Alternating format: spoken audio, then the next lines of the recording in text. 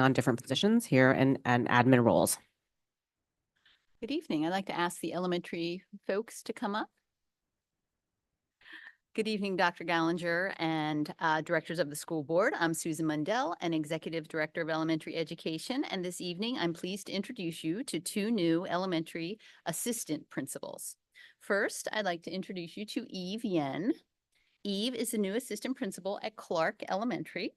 Eve started her career at Gwinnett County Public Schools in Georgia as a teacher for 8 years, as an instructional coach supporting staff on how to close the opportunity gap. Recently, she served as principal intern at Somerset Elementary School in Bellevue while working for Achievement Network on math implementation. Eve is familiar with the district as she is a Sunny Hills parent and has served on the PTA. Eve brings with her a focus on family connections, closing opportunity gaps, instructional leadership, and positive fun energy that will benefit the Clark community in the coming years. And we're happy to welcome Eve as she starts her new role at Clark. Thank you very much for this opportunity. And I will say, I hope I bring the fun energy because already when I was at Clark this week, I had a fourth grader say, "But are you fun?" And I looked at him and I said, "Well, when it's time to be fun." Thank you. And next, I'd like to introduce you to Christine Vo. Christine is our new assistant principal at Sunset Elementary. She is currently an assistant principal in the Granite Falls School District and has served as an AP also in Everett. She brings 5 years of assistant principal experience and has also taught kindergarten, 4th, and 5th grades.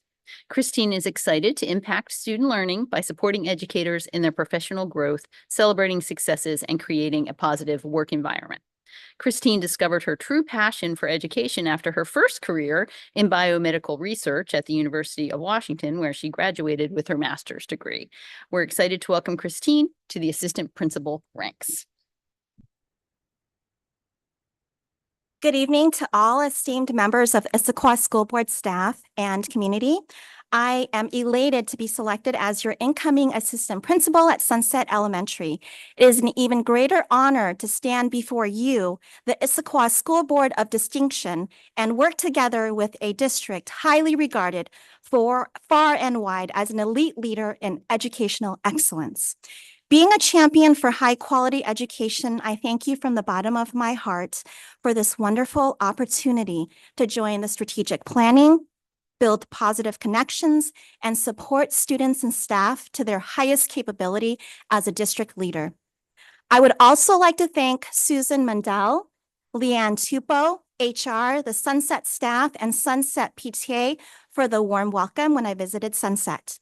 I strongly believe in our district mission that each student has the potential to achieve, and I am passionate as an administrator to make that happen each and every day for all students who walk through the school doors to feel known, valued, and loved. I'm excited for the new school year and look forward to working with everyone. Thank you.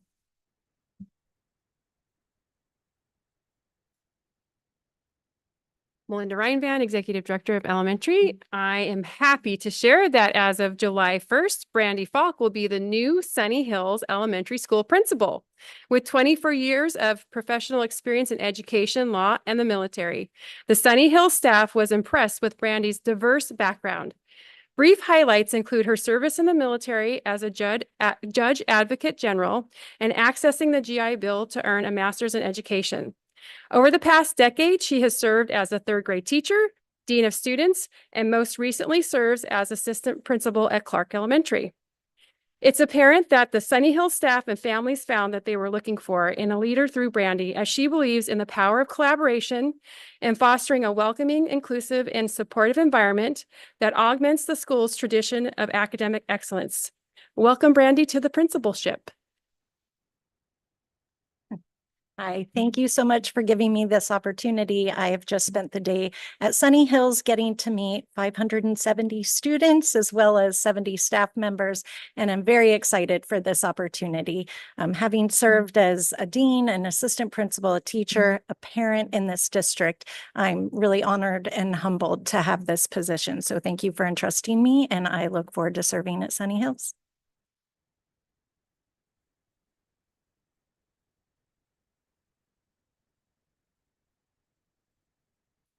Hello, directors. I'm Sherry Cox, Executive Director of Secondary Ed, and it's my pleasure to introduce a couple of wonderful new people to our team tonight.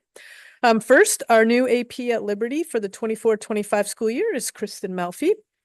Kristen this will begin her 14th year as an educator in this new role. She has worked in the Issaquah School District since 2019 as a special education teacher and most recently as the Dean of Students at Liberty High School. This year, she also completed her principal program through Gonzaga University. Kristen began her career as an art and special education teacher at the secondary level in New Jersey. She is originally from the East Coast and made Seattle her home in 2017. She is supported at home by her two kids, Reagan, who is 2, and Cora, age 5, and Cora happens to be starting kindergarten this fall, and her husband, Kevin. Thank you, Reagan, Cora, and Kevin, for letting us have Kristen for 10 to 12 to 14 hours every day. Congratulations, Kristen. I just want to say thank you all for the opportunity to continue my work at Liberty High School, working with our students and families in the South End. Really looking forward to this next chapter as an assistant principal. So thank you. All right. And next, I get to introduce Sydney Fee. Sydney left her last name off the introduction, but I was like, Sydney she's beyond excited. I'm beyond excited to have her joining our Issaquah High School team. And she's returning to her roots in the King County Conference, our KingCo Conference. Most recently, she has been the athletic director and dean of students at Cavallero Mid-High in the Lake Stevens School District. Prior to that, she spent 13 years in the North Shore School District as a health and fitness teacher and 8 years as the activities director and leadership coach or teacher at Bothell High School. Sydney's a Washington native. She grew up playing sports through high school and played soccer at California State University, San Bernardino. Outside of school, Sydney, her husband, 2 boys, and 2 labs enjoy spending time at their cabin in Moses Lake. She also enjoys watching her boys play sports and basically just enjoy life. There goes her free time. She won't have any of that. Sydney's favorite quote is, "No leader is worth their salt that isn't willing to set up and take down chairs." With that, she says, "Go Eagles." I just want to say thank you so much for this opportunity. I'm extremely excited to join the staff at Issaquah High School.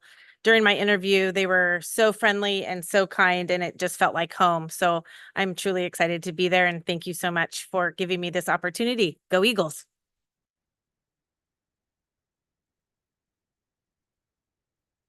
All right, good evening, Superintendent, Board of Directors, and Student Board representatives. I am honored to introduce to the board 2 phenomenal leaders that will be joining our Special Services leadership team. First, I'd like to introduce Dr. Stephanie King. Dr. King will be joining the district as the Special Services Director of Specialized Programs, Partnerships, and Strategic Engagement. Stephanie brings over 20 years of experience and expertise in the field of education, special education leadership, and strategic project management. Stephanie previously served as a Issaquah School District Elementary and ECE Director during the 2021 school year, and we are so excited to welcome her back home to our ISD community.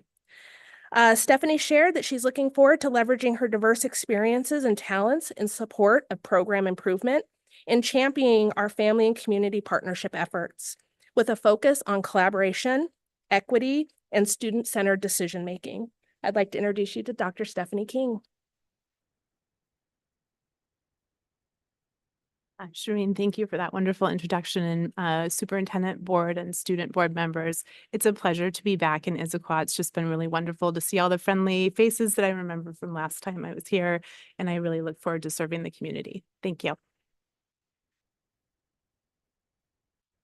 All right, and next, I am so honored to welcome Carla Shannon Garvey to her new role as the Special Services Director of Inclusive Education and Equitable Access with a focus on elementary education. Carla has been part of our ISD community for over 15 years within our district, holding several different roles within our department. We are so excited to leverage her leadership and deep system knowledge in the role of Special Services Director. Carla has a deep passion for inclusionary practices, literacy for all, and a clear and unwavering commitment to all students. Carla has shared that she's excited to continue her work serving students, staff, and our ISD community by cultivating excellence in instruction, championing inclusionary practices, and ensuring all students have access to equitable learning opportunities. I'd like to introduce you to Carla. Thank you, Shireen, and thank you to the board. I am deeply honored and appreciative of this opportunity to be Special Services Director of Equitable Access. I am thrilled to continue my work in service of students with that receive special education services and partnering with families and our community. So thank you so much. All right, we would like to give all of our new administrators the opportunity to approach the dais with permission to shake hands with the board and our student board of representatives and our superintendent.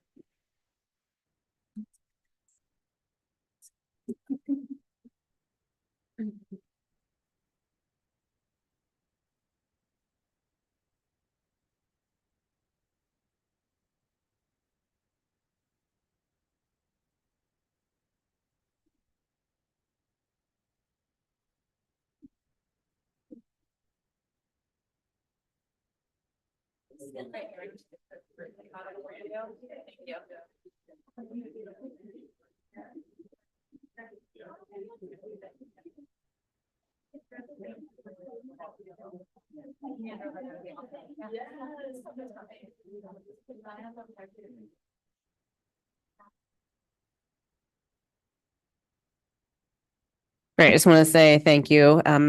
It's a huge opportunity and an honor for me to be able to work in partnership with our hiring managers to identify and vet and interview and now onboard some incredible leaders. And so thrilled for everyone who's taken these next steps. Christine, Eve, Kristen, Sydney, Brandy, Carla, and Stephanie. We are thrilled that you're taking on these next roles in our district and can't wait to see all that happens in the next year and beyond. So thank you.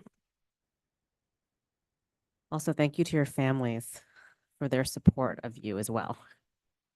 Yes, thank you and welcome to the Issaquah School District. This is an opportunity for public comment on items not already scheduled for discussion on the meeting agenda. Do we have any in-person public input? Seeing none. Do we have any public input on Zoom? Okay. Yes. If you would mind turning on your camera and unmuting so we can see you, and if you introduce yourself by name and the student attendance area, that would be great.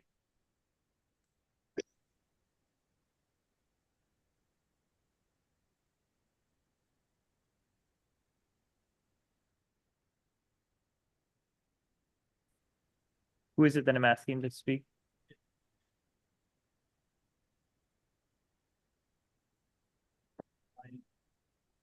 Ryan, are you able to unmute and speak? Yeah, I just didn't know if you were talking about me or someone else. Sorry about that. Are we good to go? Yes. Okay, sorry. My name is Ryan Fleischer. I'm in the Issaquah High School, Issaquah Middle School, Issaquah Valley area. My children, as well as myself, are alumni of all three of those. My parents are employees of the Issaquah School District for 40 years and 50 years, respectively. I've also been the head coach at Issaquah High School for gymnastics for 23 years and have been the coach in the program for 26 years, as well as a gymnast on the team many years ago. And this year was the head coach of Skyline High School as well. I wanted to express my disappointment in the choice to eliminate gymnastics as a sport, how the choice was made, and how it has been handled. There was no warning ever given. I've been here, as I said, for decades. No one ever said, hey, if your numbers get low, this is a choice that's going to happen or you need to do anything. We were made completely unaware. I filled out 2 budgets for both schools this year. I got both budgets approved. I got POs filled out, ready to go. I did the Kingco League schedule for all of gymnastics, got that approved, and then found out that we were on the chopping block. No one ever asked me why the numbers were low, and the people that should be asking are people who've been in their jobs for less than a year. I've been here for 20 plus years. The district does have to take some responsibility in why those numbers are low, and if you don't know why, guess you should have looked into that. I came back from planning to retire to get the co-op going, which is Issaquah and Skyline coaching together. I applied for the co-op head position.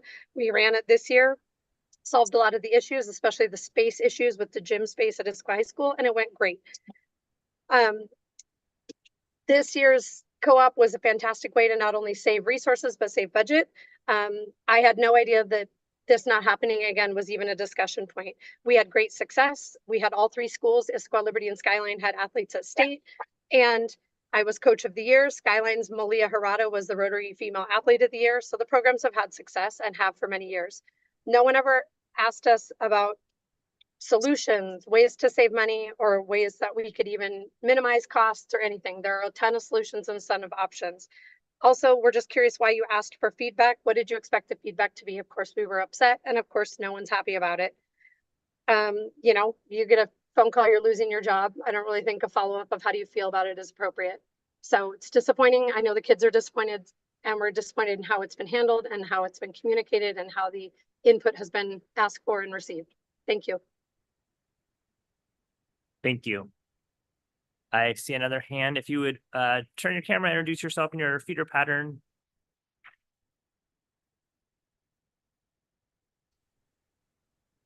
Brandon. Chair, Hi. my name is Brandon High. Yes, thank you.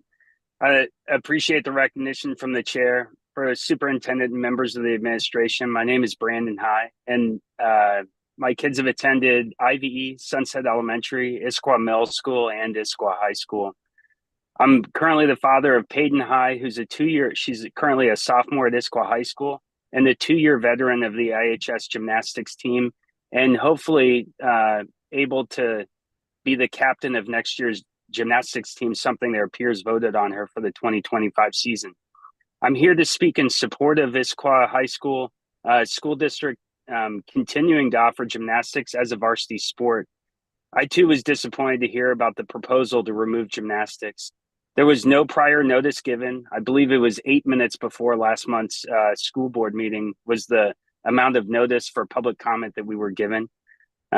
I don't believe this helps the district's issue to address Title IX and providing viable activities for our women to compete in sports. And this ultimately takes away an opportunity for these women to compete skills that they've worked years to acquire. And ultimately also takes away a privilege for them to support their school. If it's funding that is lacking, I don't understand why funding would be an issue. I believe that all options have not been explored on how to save gymnastics, and it doesn't sound like this is a funding issue, but even if it is, I'd love to understand all of the opportunities and all the options to help save this sport, whether it be one less bus or the co-op similar to last year, which I agree with Coach Ryan was a resounding success. There also has been no discussion as to how many team members have been needed to prove sufficient interest. My understanding 2 years ago, Issaquah High School had 12 student athletes. Last year they had 7, and the interest in next year is looking at an estimated 12 athletes as well. There is sufficient interest in this varsity program, and it is a legacy program that's existed for years. I ask that the school board take all these options into consideration. I ask that the school board acknowledge the over 1,200 signatures that have been turned in from the community, from the student athletes, and the members of Issaquah High School. And I ask that we reconsider this proposal to remove gymnastics. Thank you very much. Thank you, sir. Is there any other public comment on Zoom?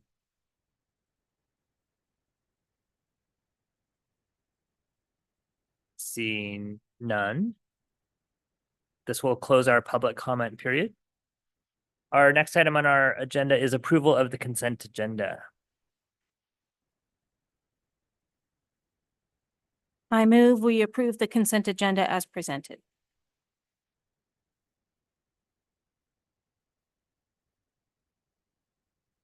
Second, sorry. Great. Any discussion?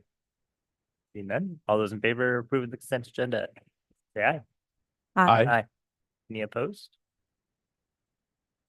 Perfect.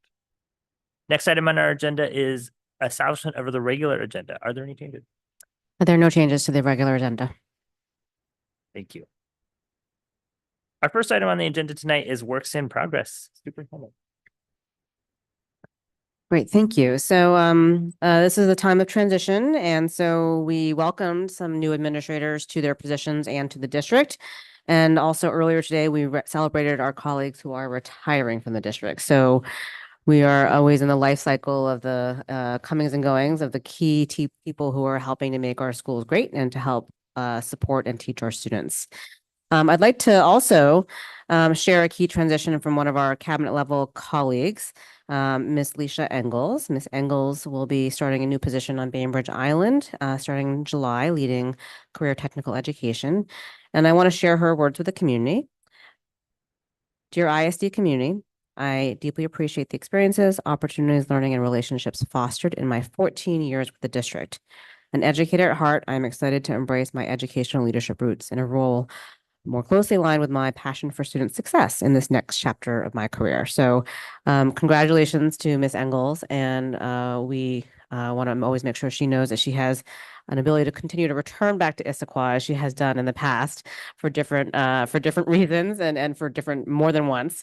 But we also wish you well, and we know that that will be a very fulfilling and well-aligned next step for you in your career. And we'll also deeply miss you and your humor amongst many things. I on a different note, with all of the transitions, I do want to acknowledge that we have lots of things in the district that are happening. And so we don't want to lose sight of these important topics that I always want to bring forward to the works in progress, in particular those that are very top of mind. Many people across the district have been reaching out about Executive Limitation 12, which is board policy on our learning environment, and specifically about its implementation from the district point of view.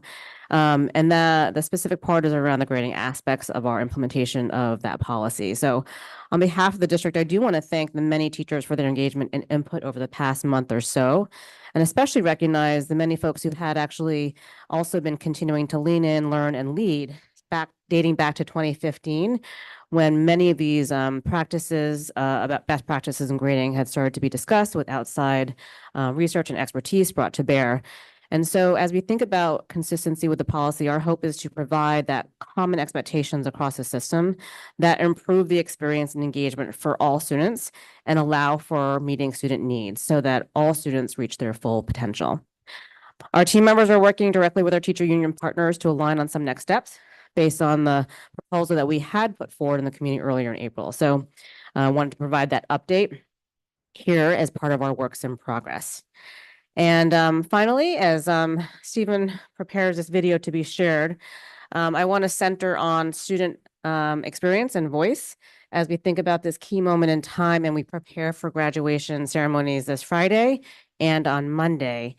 And this is a time to consider that transition of our graduating students, and a video that's ready to be shared with the community and here tonight was played at the Issaquah most recent assembly in a video titled High School, Our 4 Years, which has been directed, written, edited, and starred by Daniel He-Chan Lim.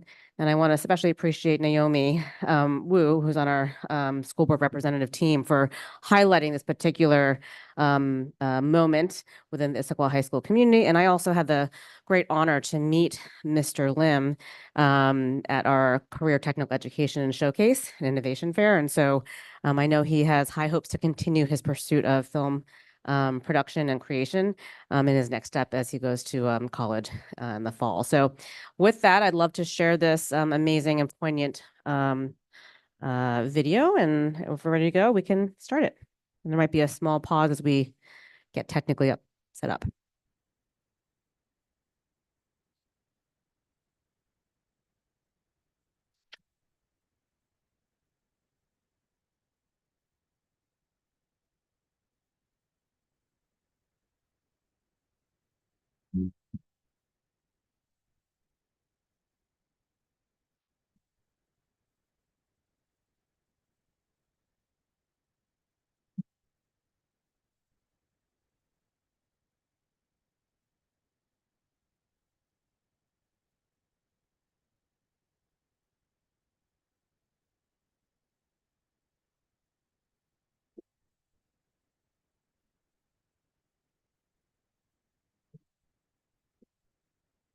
So now that we are 100% locked in, we know exactly what Adam Smith would advocate for.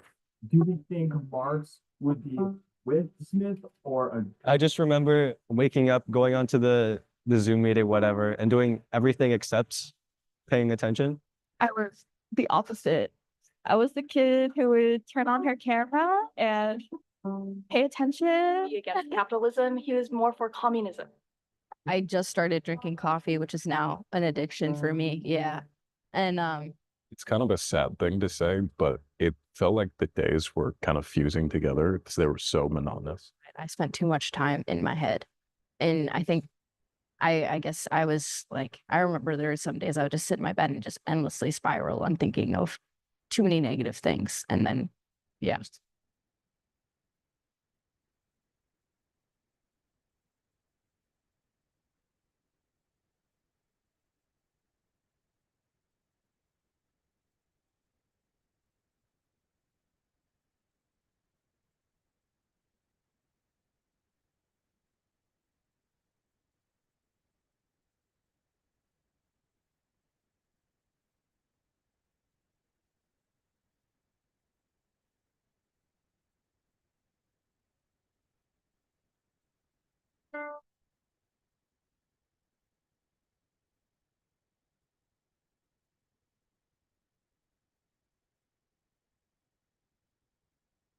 What was that transition like between?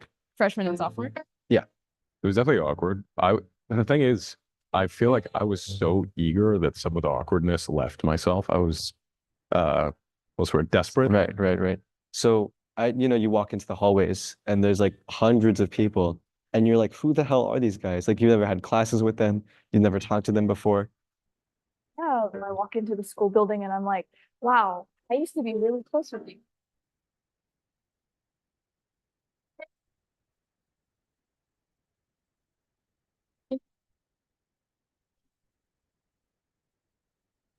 And I don't know, it feels very isolating in that you shared this whole high school experience, but with only a few select people. And then I wonder like what would have happened if I actually like branched out and got to know these people in the hallways, you know?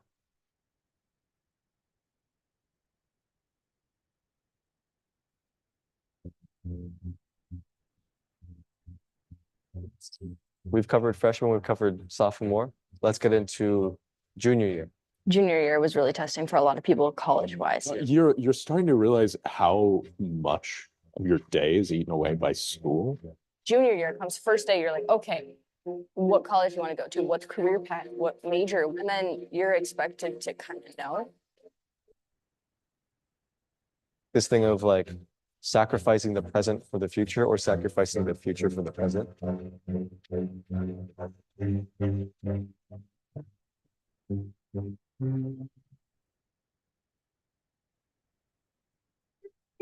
The future just unloads all of this on you.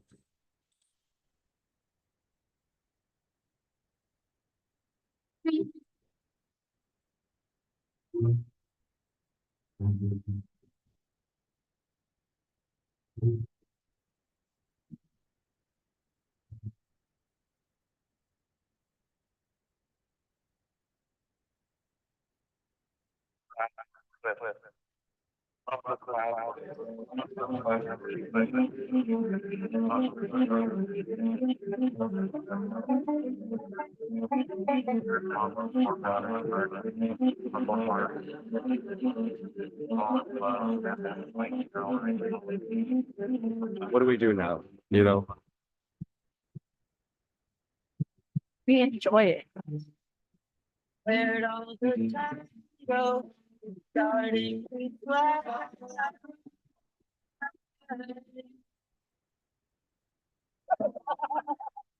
See how the hands go, waving goodbye.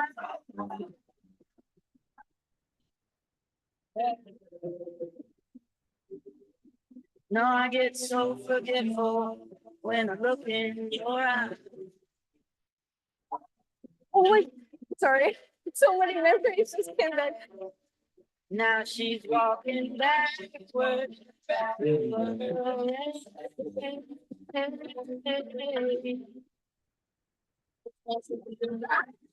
She's dressed up like a pillow, so she's always in. She's on the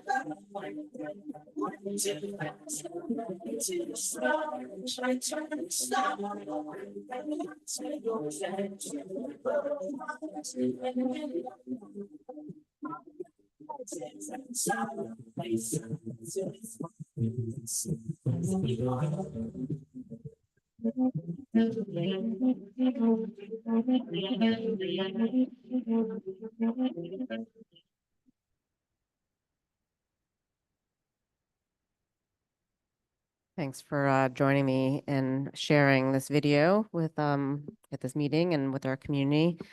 And you know, it's not just an educational journey one, it's one that is social and emotional and all of the things. So with that, I also want to, you know, acknowledge that our representatives of the school board will be stepping into graduation gear and routines and celebrations in the coming days and week. And so we appreciate your contributions and look forward to celebrating with you in person at these key moments. That wraps up my works in progress for now. Thank you, Superintendent. Our next item is capital projects update.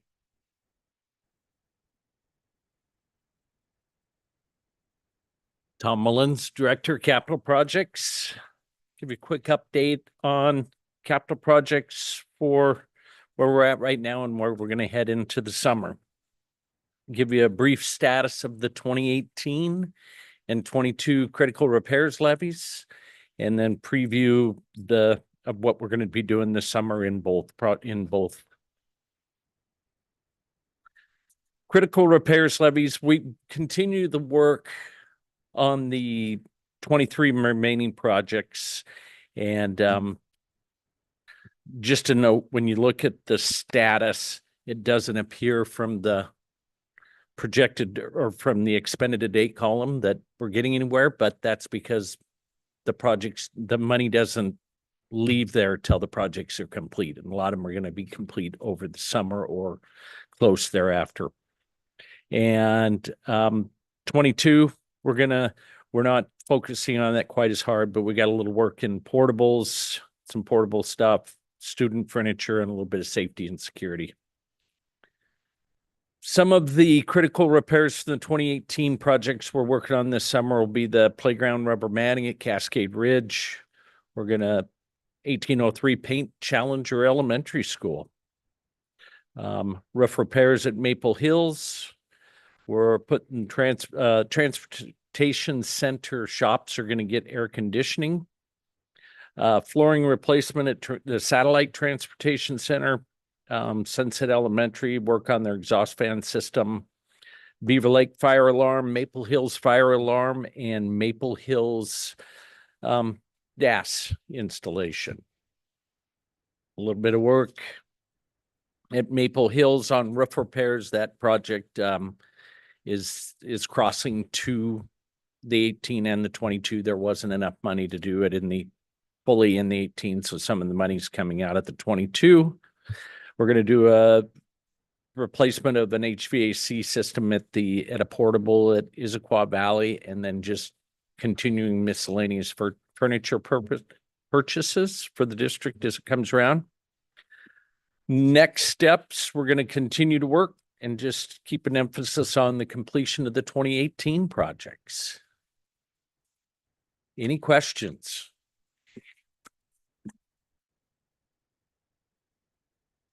One question, just curious. I think I saw in the 2018 totals, why is the transportation shop AC? Is it nearly 4 times as much as projected?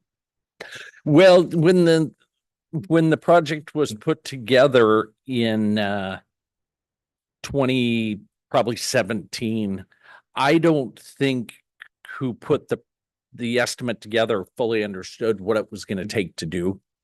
And there has to be some structural upgrades to the building because those units sit up on the roof and some things like that. And then, of course, as we've discussed, the costs have increased. So between those two items, yeah. And we're hoping to come in a little bit under that, save a little bit of money under the 800. Yeah. Other questions? I'm gonna throw you a curveball. And the question is from the consent agenda, actually, that we approved.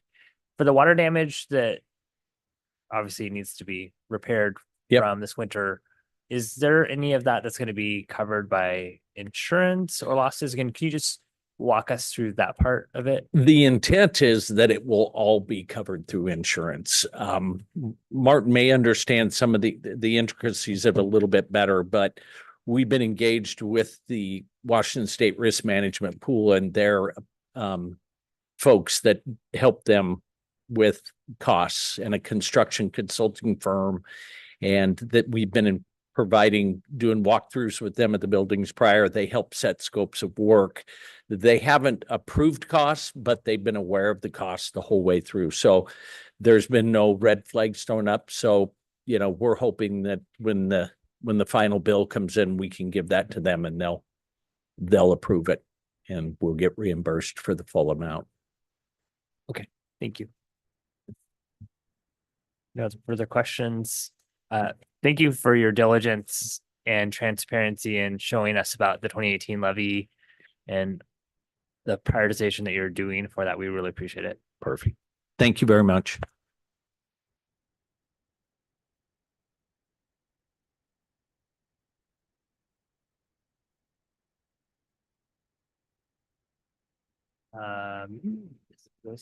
Next item is secondary innovation. Great. I will set the stage and I'll join in at key moments throughout this time. I welcome Julia Bamba and Lisa Neighbors to the podium. But we're at the stage now of this work with secondary innovation to narrowing and clarifying the work based on data from students, families, and the community. And basically, bottom line, we're getting more concrete as we think about our plans moving forward to enhance our work on career preparation and to make the pivots to build upon what we currently do really, really well.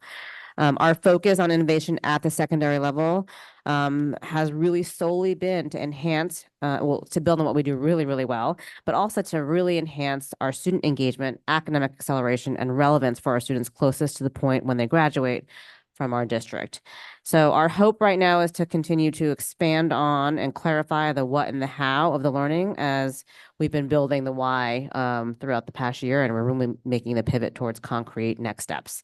So with that, I'll pass it over to Julia to start us off, and she'll welcome me in at key moments, and then also Lisa will add in.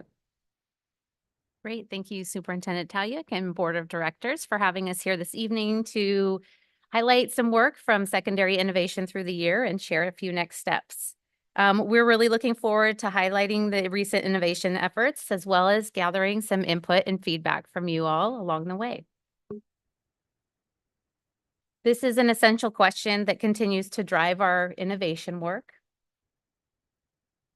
And more specifically, we continue to embrace the theme of going from great to greater, which celebrates our strengths as a district, as Superintendent Talyuk shared, while also creating new opportunities to better meet the needs of all of our students and their future goals and aspirations. We have enjoyed the opportunity to engage with our students and our communities through several community engagement efforts this year. Key themes continue to surface, including the desire for positive connections between students and adults, and more opportunities for relevant real-world learning opportunities. Recently, the board had asked us to launch a thought exchange opportunity to gather feedback from our students and adults on career interests and other experiences in high schools that can support our students and their potential for future success. We first launched the student thought exchange in March, followed by an adult thought exchange in May. Both exchanges were equipped with the same market data, and those interested in reviewing that data prior to answering the survey questions could do that, and then they were able to engage in the thought exchange survey questions and the thought exchange question itself. Here you can see the results from the career interest survey question. You see that respondents were focused, they were forced to choose just one of these choices. The highest expressed and most closely matched responses from both students and adults include design and engineering, health sciences, and networking, cybersecurity, and IT. Sustainability, environmentalism, and agriculture was higher with adults compared to the students, while more students selected law, public policy, and criminal justice compared to the adults.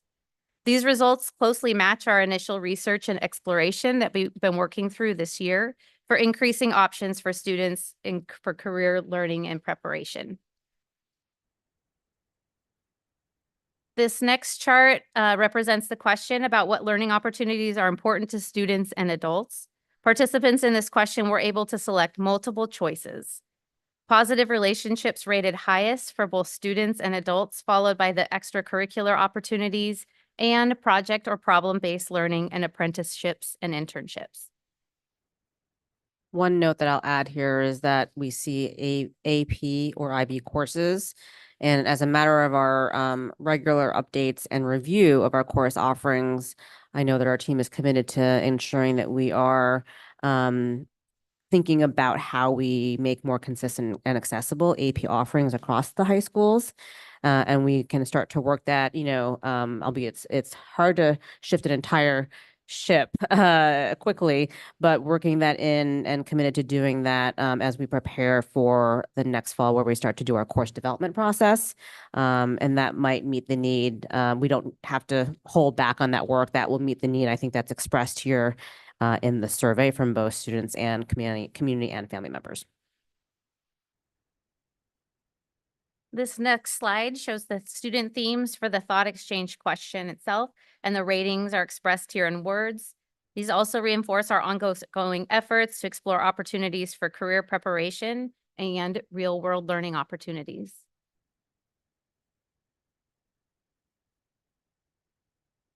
Here you can see the adult themes that emerged through the thought exchange question, and again represent the desire for increased real-world learning connected to careers, skills, and future pathway options.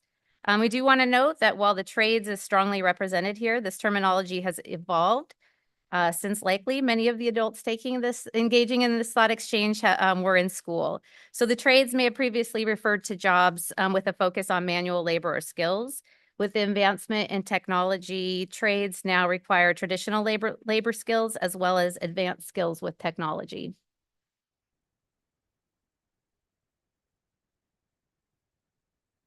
Last meeting, I did share a few of the pilot efforts that were underway or that we were considering. I'd like to provide an update on the microschool pilot. We launched this pilot program at Issaquah High School in March with 17 students, and we're ending the year with 16 students engaged or currently enrolled. Feedback from students aligns with our vision for the program, which provides opportunities for students to engage in learning that is more project-based and relevant to their interests and their lives. Students in the pilot have appreciated the opportunity to more deeply connect with students and teachers in the program. They really enjoy the off-campus experiences where they're learning in the community. We're still collecting end-of-the-year data on student engagement, attendance, and grades, but in a recent student survey, 75% of students report that their overall success in school has improved, their attendance has improved, and they feel very highly supported by the adults who work in the microschool.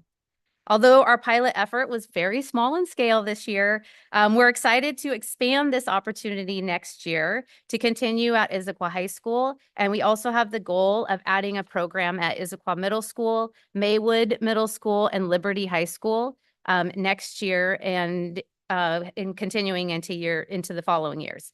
We're currently designing options and what this will look like because just last week, we learned that we were accepted into the second round of grant funding for the microschool pilot. So this will allow us to continue to offer this opportunity while also understanding how we can sustain and scale this program across the district and well into the future. The next pilot that I'd like to share just a bit about is the advisory model pilot. We're preparing to launch this in the fall to support what we've heard through our community engagement efforts around creating opportunities for stronger student and adult relationships.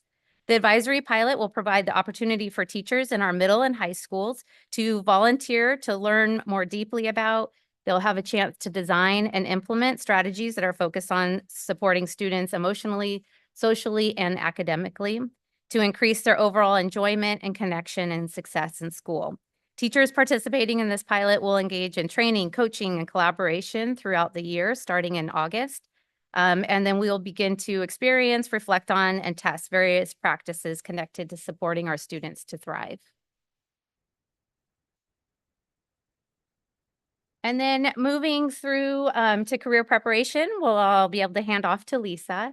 We continue to see that career preparation is an emphasis for innovation. And as we begin to hone in on next steps, we want to ensure that our decisions maintain the strong programs that we currently have in our district and the experiences that students have options to access to. We also want to look at how to strengthen and deepen these learning opportunities for our students. Lisa and her team hosted a career and technical education student showcase just at the end of May. And this is an awesome example of how students are engaged in real world learning. They're supported by their teachers and their mentors, and then they have a chance to share their learning with their families and the community. And with that, I'll hand it over to Lisa.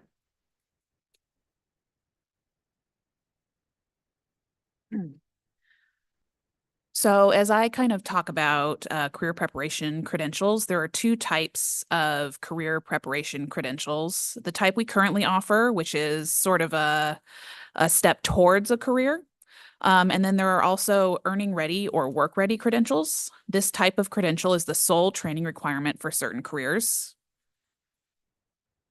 So as Lisa is sharing this, I want to make explicit, and it's noted here on this slide, but make it very clear, and it's worth stating out loud, that our theory of action has been really focused on exploratory, which is aligned, right, with our mission and our goals and our recently adopted board vision. But in recognizing that, we also recognize that there might need to be a shift to go deeper with some of the requests and needs and interests of our students, and also to meet labor and industry demand and workforce interests that are evolving very, very quickly. So I do believe that we, as we think about this shift, and this sets us up for the rest of this conversation, that we have to go beyond an exploratory model.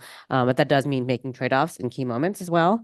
But we want to make sure that our exploratory model is offering accessible opportunities to explore consistently across the system, while also providing a focus on depth as well. So it's important that we acknowledge that, and that helps set us up for this next part of the conversation.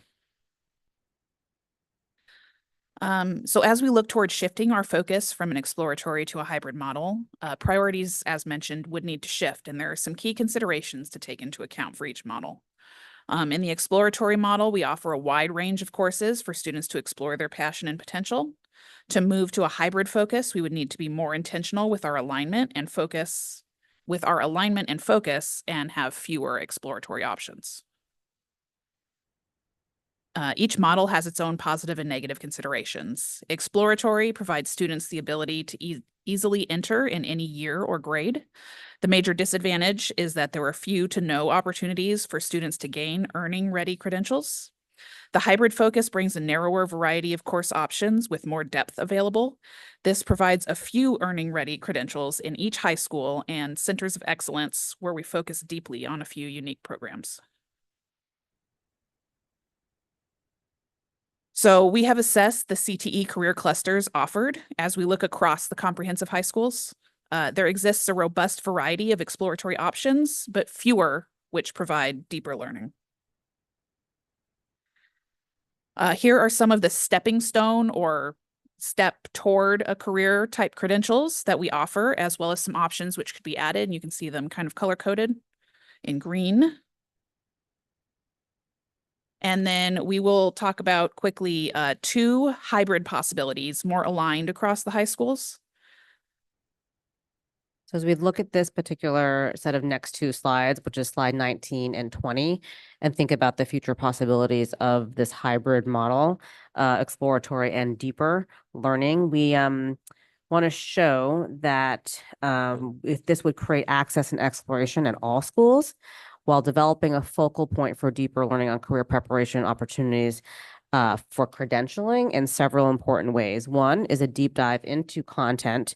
Two is profession-based learning.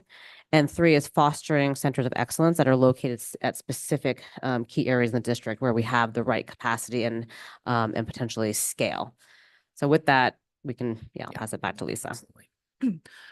So the yellow focus at the bottom is where you're going to see change between the two slides. The major change that you'll see here is the programs and where they are located.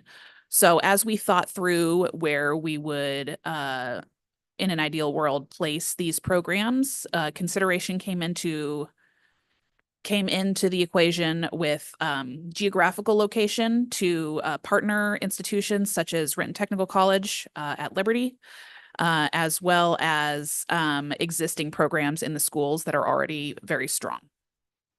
And so here you can see possibility 2 of 2, where we have fewer, where it's more focused on a pathway in each individual high school, as opposed to having multiple credential pathway programs in each one.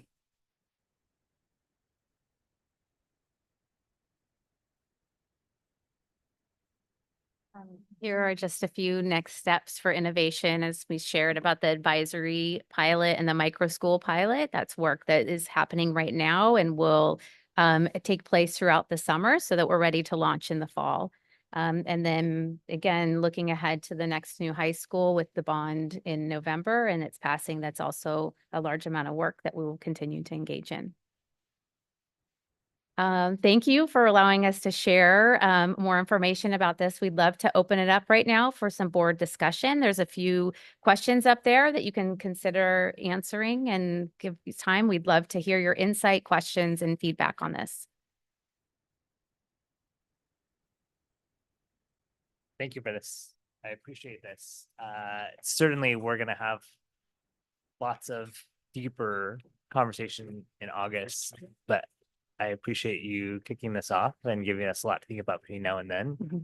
And certainly I have reflections, but want to open up to my colleagues first. All right, great. Well, as always, thank you for the information. Always exciting to talk about secondary innovation. A few questions. I guess maybe I'll start with an observation. I think it's helpful to see the difference between the adult and student feedback. I don't know if it tells us much or not, but it was interesting. So I was kind of digging into that a little bit. On the advisory model pilot, I love that concept. It goes back to obviously having an adult in the school that's really caring about each student. And I guess how many students would be able to participate in that? Yeah. What would that look like? That's a great question. So right now, the outreach has gone out to teachers in the buildings, the middle and high school. And so we're gathering interest to know, do we have a handful of teachers that are interested, or do we have many teachers in specific buildings? So really gathering the interest, and then we'll be able to decide how we'd like to conduct the pilot. There are advisory models in the middle schools right now, and then in 3 of our 4 current high schools also have advisory programs.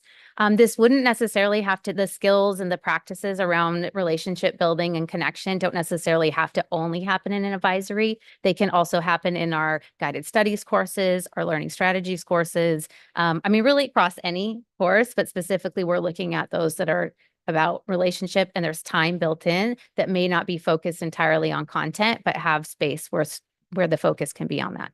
So we will actually have more information looking into August on what this specifically looks like and how many teachers we were able to accept into the pilot. That's great. Wonderful. And then just one last question on the centers of excellence. And would that be, I guess when we look at the kind of the career readiness focus, would that be kind of where we'd assume, I guess there was the slide that had the different, let me go back here real quick. The different options here, the hybrid.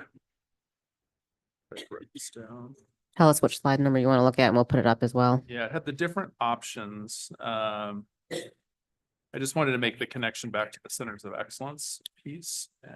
Slide 15, the text slide. slide. It's exploratory focus. Sorry, yeah. Slide 15, exploratory focus, hybrid focus, and then the career readiness focus. So would the centers of excellence sort of be where, in theory, we would see the career readiness focus sort of Am I making the right connection with that? Yes, that's Okay, correct. Yeah. okay. So with the hybrid, it's kind of that joining of the exploratory, still having the options for students to explore, but giving a few options for them to deep dive into. Okay, perfect.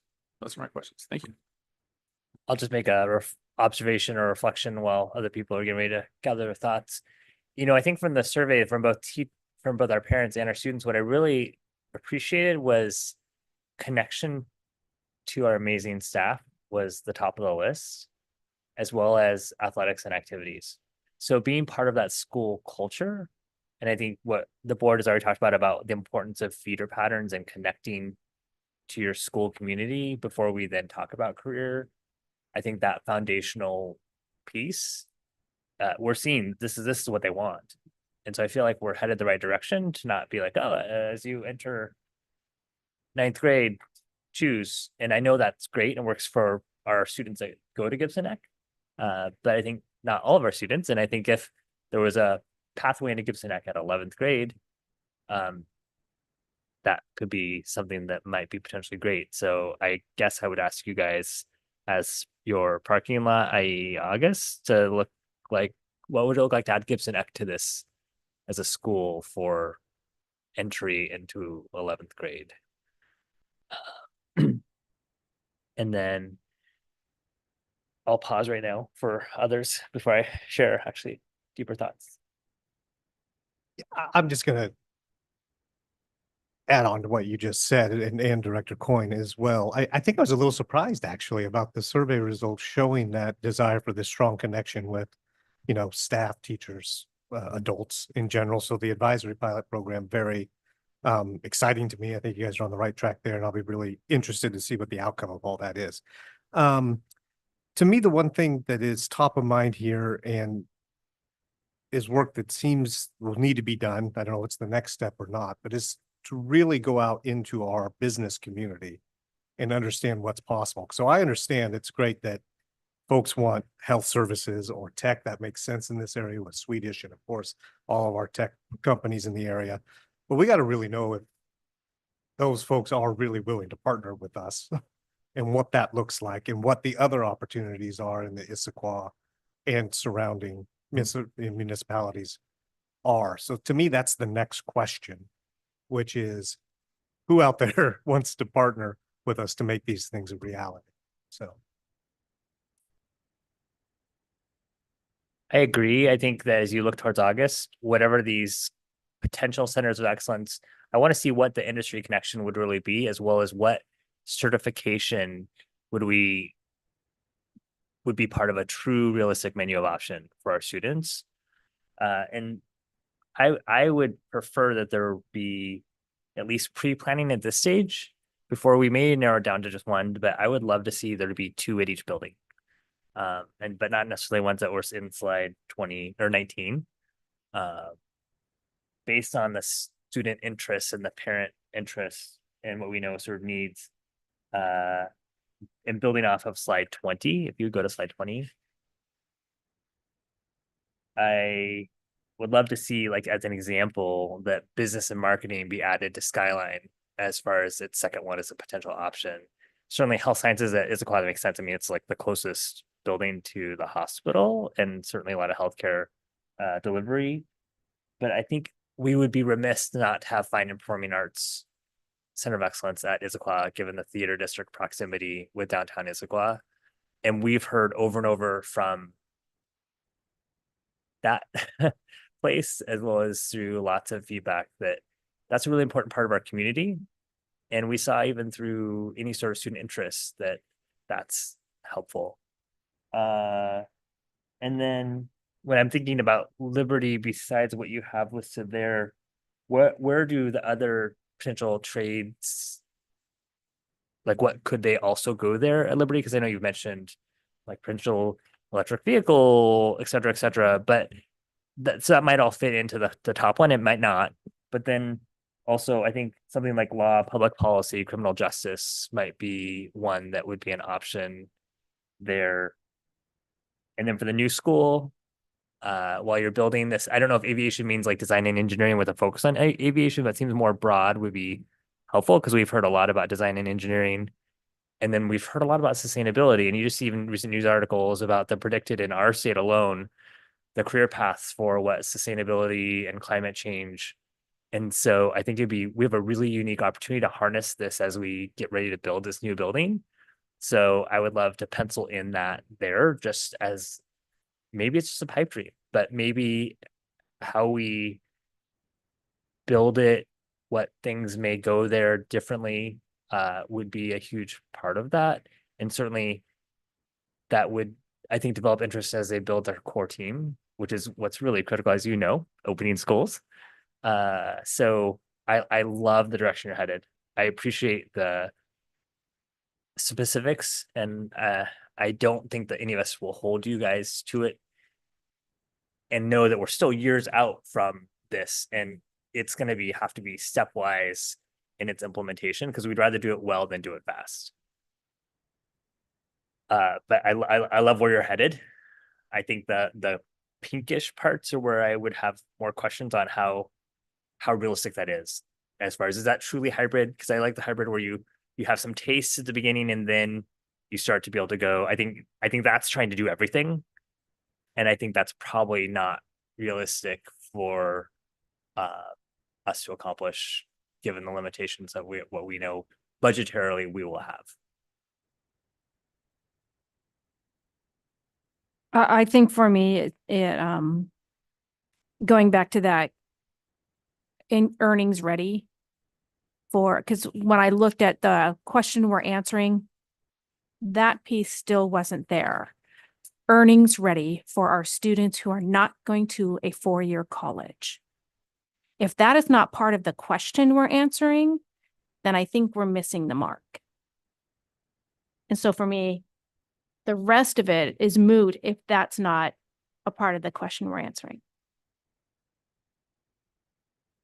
We have student representative. Oh, yeah. Lonnie.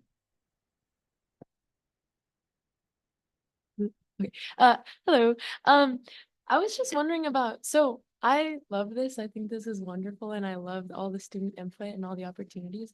I was wondering about how will it progress? Because I know that's what we were talking about before in like different classes. Like if someone decides to change a course, will they be lost when they enter another course?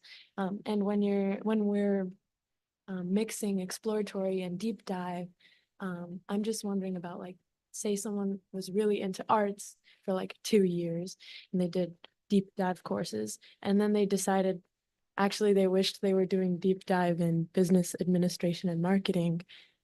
Would they have to do an exploratory course first, or would they be like completely lost in the realm of pathways, if that makes sense?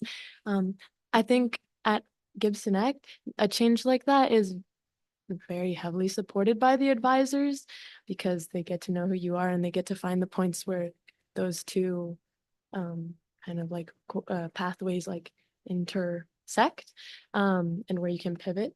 But I'm just wondering how that change would be for lots of students at a way bigger scale, if that makes sense. Yeah, great question. So what you're looking at, the foundational exploratory courses are really going to be primarily like those shallower, broader courses. And we're just going to be kind of limiting the course, the clusters, the career clusters that those would be offered. So like the types of careers one could go into. The deeper dive courses, the way that those are set up would actually be similar to the way they're set up in our comprehensive high schools right now, where there's a current progression of courses from a freshman level all the way up to a senior level course. And so it's not necessarily that a student will walk out of those with an earning ready credential, because most of those will prepare a student to go into a 4-year university route, into a career. So they'll have multiple options. So if a student got 2 years in and they were like, man, I hate business administration, I really want to go into arts and AV, then they would just go and start at the beginning with that one. They could take courses, like multiple in 1 year, if they wanted to speed up a little bit. Yeah. I'm going to add as well that Lisa is leading a lot of the work connected to the strategic plan around high school and beyond planning and pathways. And a lot of the exploratory and the interests and the personal surveys can start in middle school to just get students really thinking beyond middle school. So if the work that the district and that Lisa's leading with that can help then to connect to making really informed choices when you're entering high school as well. And then I think that, so you understand board desire is that anything about Center of Excellence is for completing pathways. What we feel like our district has done a lot of really well is providing pathway and tastes. It would be insufficient to show us something that doesn't show a completion of a pathway. Yeah, so everything that you see here on the Centers of Excellence has a certification affiliated to it. The exception at the moment might be the medical one, in that the medical assistant, the pharmacy technician, you have to be over 18 to acquire those. And then to channel Sydney, since she's not here, of that first darker greenish blue color, foundational exploratory courses for August, what would be the limitation in having some of those be in 8th grade?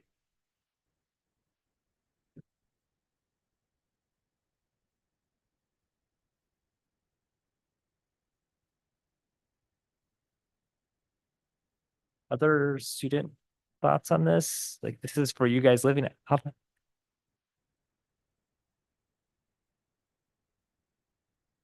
This is mostly a comment coming from a Gibson Eck lens and having an extremely anxious sister.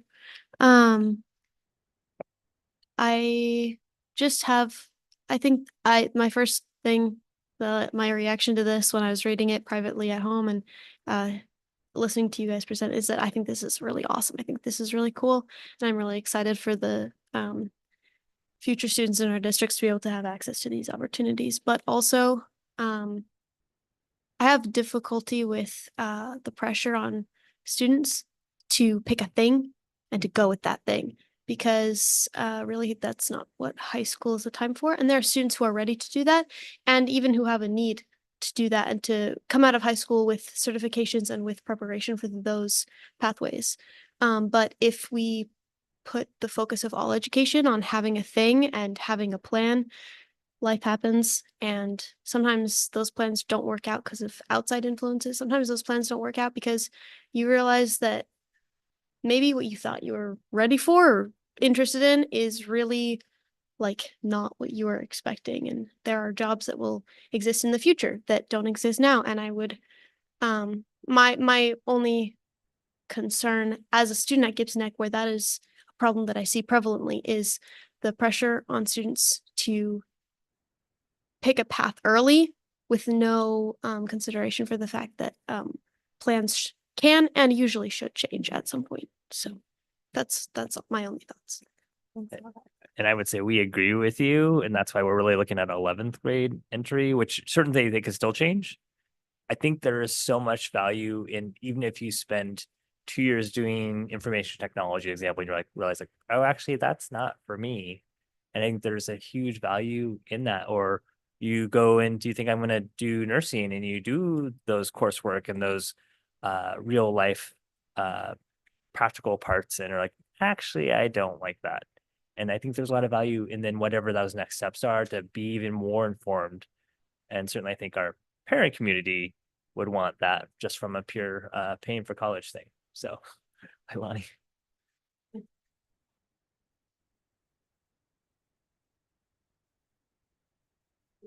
Well, now that just got me thinking, what if there was like a section for pivoting, like a guided course with like teachers who were specifically teaching the students who were getting taught the skills for all the different things to pivot to their new thing.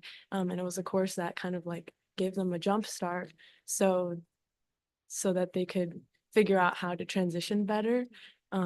So then it would kind of get rid of some of the stigma around switching pathways, because that can be like a negative thing, is like perceived as a negative thing. So kind of getting rid of that and being like, changing your mind is not a bad thing. And finding out that you actually don't like something is not a bad thing. Like providing space for, what did they say? Failing forward, and providing space for exploring and experimenting. So yeah, I don't know.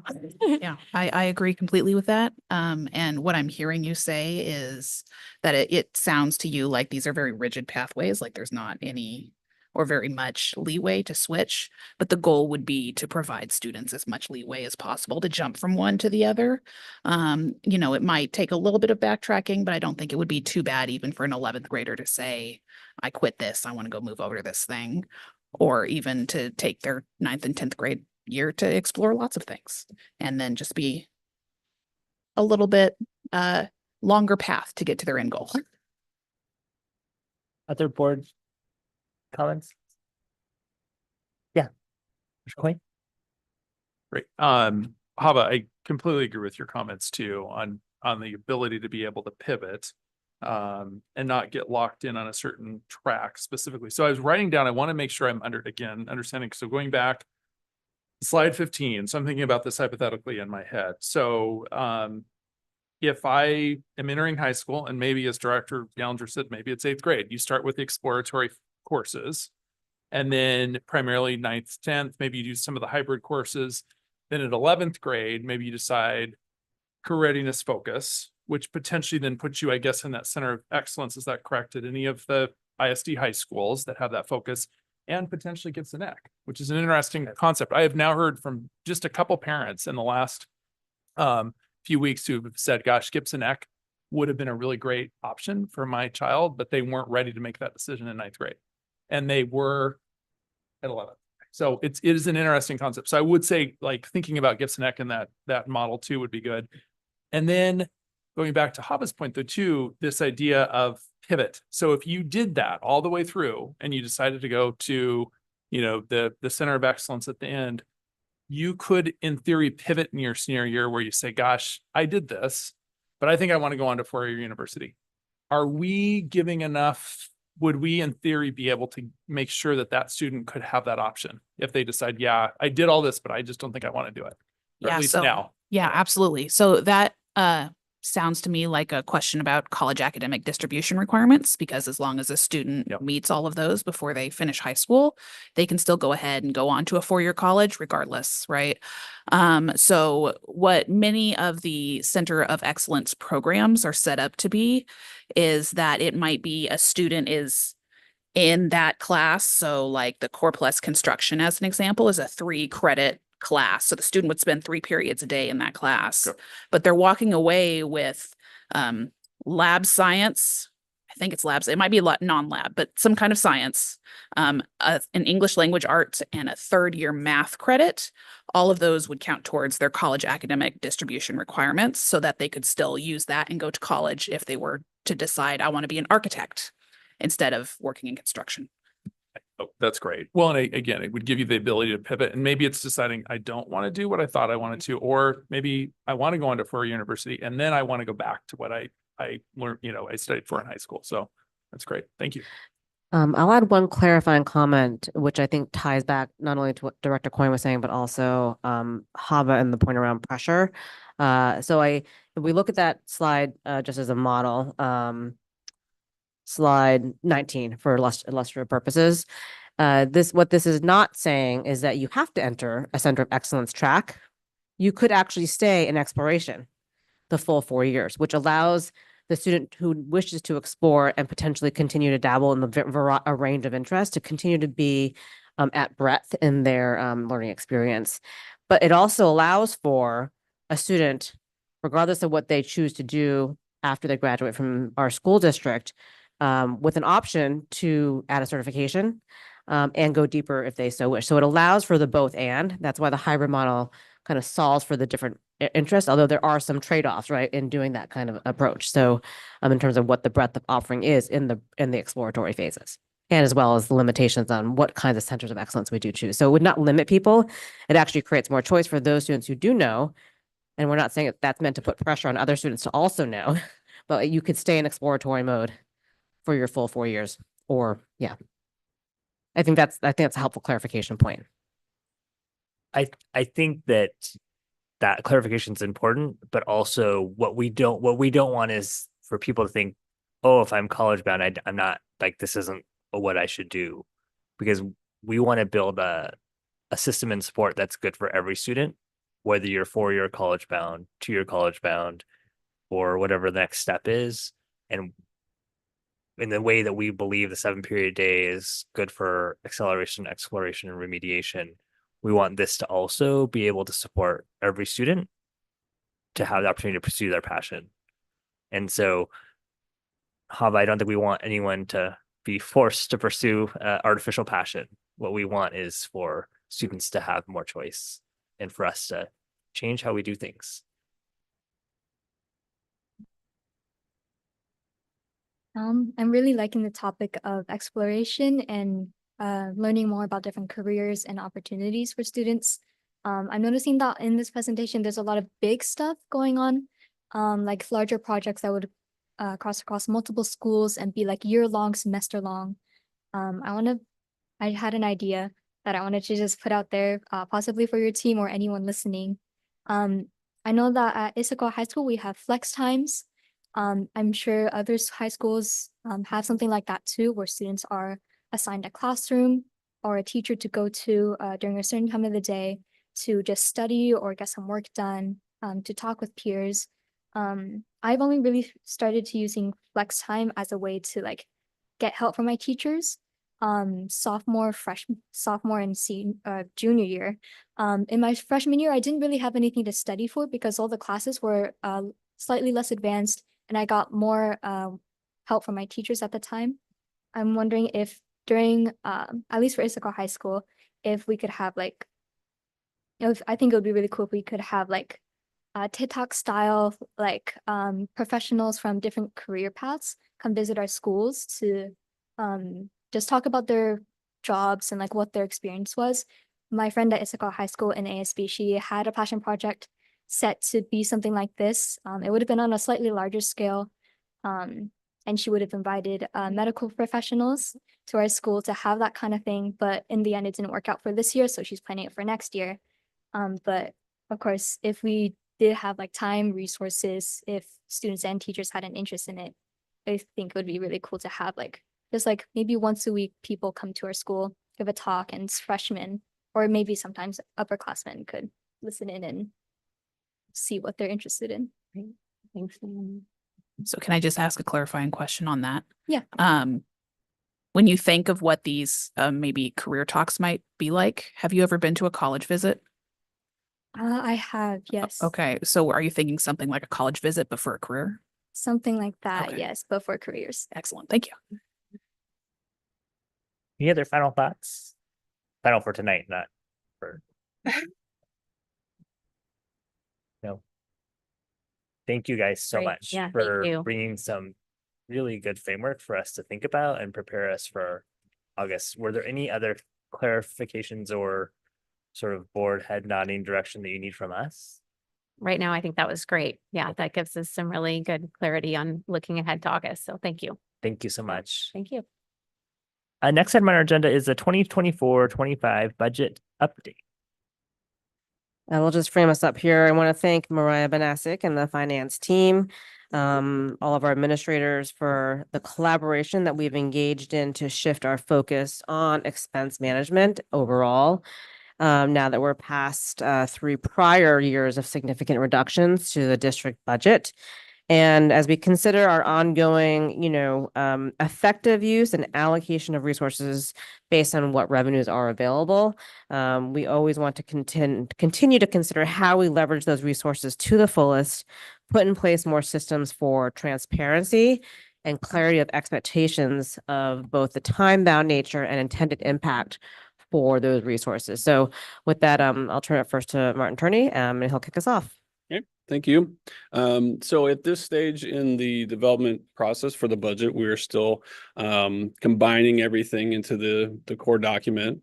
And we're doing our preparation to get a 4-year analysis done and those things. So this is really just kind of a preliminary glimpse at what we're doing at this point in time, and we'll have a lot more information for you in that first meeting in August, once we've had those done and we've developed the budget guide and all of those good things. So just a preliminary look. So purpose being to recap some of the outcome of the legislature and a glimpse into current K-12 funding. Again, expand upon right sizing and expense management techniques that we've been using, revisit some of the inputs and the budget development guidelines, talk about where we are in terms of projecting enrollment for next year and where we think our fund balance may end at the end of the year here. So Mariah and I will take you through some of that. In terms of the legislature, short session concluded in March. We highlighted three things here. First being that there was some adjustment made to safety net applications, making it simpler for errors not to be considered in the application. So theoretically, those applications might be accepted where they may not have been before. So that's a good thing in terms of applying for safety net. There was an increase, a per student increase in MSOC, material supplies and operating costs, which we appreciate because everything helps us in terms of being able to pay for those MSOCs. One of the difficulties is that we've seen a lot of increase in those costs, in particular, things like our insurance have gone up significantly year over year. So it's really hard to keep pace with that funding. And there's some adjustments to the prototypical staffing model, specifically around paraeducators, office support, non-instructional aides. We estimated that to the district to be an increase of about $650,000. And we've been fortunate as a system to being able to retain those positions. And in some cases, like with the paraprofessionals, we actually see a small increase in those positions year over year. So some of you may have seen this. This is just to kind of emphasize that state funding over the years has been interesting. This is an adjusted for inflation chart showing that the proportion of the state budget, what we get as school districts, has diminished over time with a peak back in around 2018. And again, kind of sliding down ever since. The next slide is just a per student look at the same inflation adjustment amount. Just to kind of reinforce that we have, a little less than we have had in the past to work with. This was mentioned by the superintendent. We are coming off of 3 years of right sizing the district to our enrollment and some other factors. So we are again into this expense management process and a way of thinking about our budget as we have some slight declines year over year. Looking forward, again, we're going to be doing these process of annual review, looking at what to start, stop, and grow, making those adjustments to either reductions or investments, whatever they may be, making sure we sunset initiatives or expenditures that had a timeline attached, and staffing realignment, particularly to student enrollment. So as we see enrollment just slightly declining, we have slightly less need for certain staffing levels. Just a quick highlight, future equity-based budgeting framework information to come. So this is just kind of a quick preview that is something on the horizon, and Mariah will take you through that, as that was a big chunk of her work in this past year. And so with that, I'm going to let Mariah take you through some of the inputs and figures in the next slides. Thank you, Martin. Okay, Mariah Banasik, Executive Director of Finance and Budget. So budget development starts once the year starts for the current year. So it starts all the way back in October. We start doing initial projections and having meetings and developing our budget. So these are some of the key inputs that we have. We have the Board of Directors Budget Development Guidelines that happen at the beginning of this at the beginning of the calendar year. And then we also have finance analysis core team meetings that happen 3 times a year, typically in December, March, and July. We also have the cabinet mid-year budget reflection meetings where we look at what must start, stop, and grow. We also have multiple conversations with principals and departments about what's going on in their departments and what's on the horizon, any changes that are needed. We work with HR as well in getting staffing projections, and they have a lot of meetings with buildings in developing their building needs and staffing. We know once the legislation is done, the impacts are determined, and we can input it into our spreadsheets and determine the numbers and different things like that. So this slide is just a reminder of the budget development guidelines that our board developed and some updates they had earlier this calendar year. And so each year they assess whether to edit or update, add information into that as well. Okay, so this chart is a 5-year trend of our enrollment.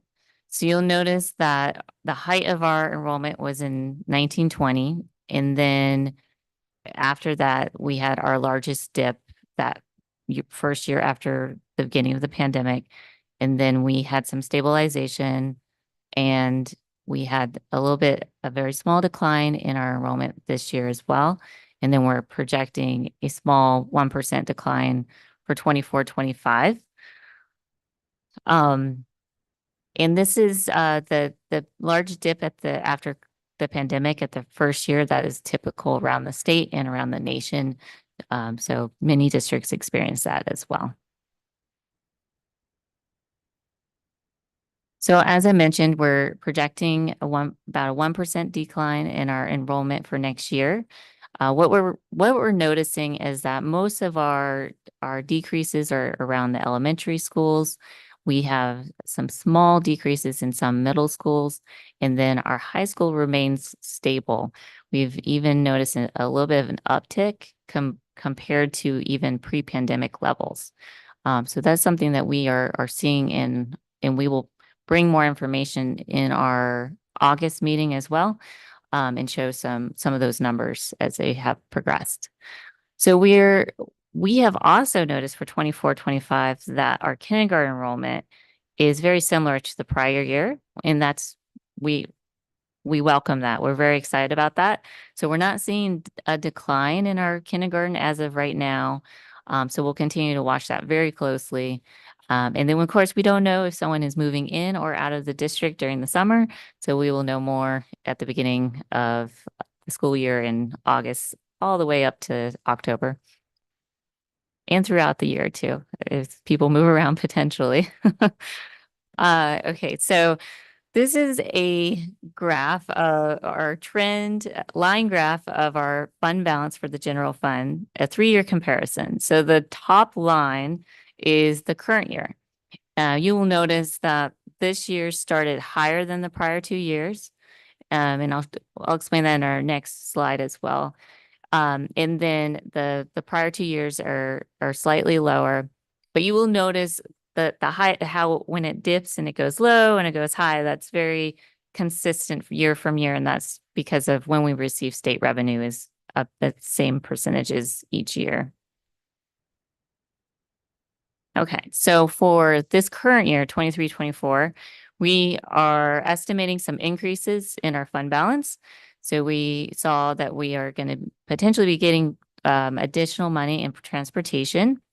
We also were awarded and have received the $360,000 in transportation safety net that we applied for and received. And then we are estimating an additional $500K in state safety net as well. Okay, so back to the fund balance. So you'll notice that in 2018-19 is the height of the fund balance. There was a decline during the COVID period. We also then had reductions in the last 3 years. So stabilized the fund balance and now have noticed some small increase in the dollar amount for this last year and this current year. But something to really point out is the line of the percentage of the expenditures, the fund balance to the expenditures. So although the fund balance is going up, the expenditures are going up each year as well. So you want your fund balance to go up as your expenditures go up to continue that stabilization. So that's what you're looking for. So it's really important to pay attention to that line in that graph. Okay, so we're just showing some highlights for some preliminary financial inputs for 24-25. We are still finishing the budget and compiling all the information. About $400 million just in the general fund. So it does take time to compile all that and put it all together. But this is what isn't so far is we're estimating. So for IPD, that was what was approved by the state. So 3.7%. There are some negotiated increases in local costs that are above IPD. That's because we employ more staff and pay more than what the state gives us, or local levy dollars are not going up at the same rate.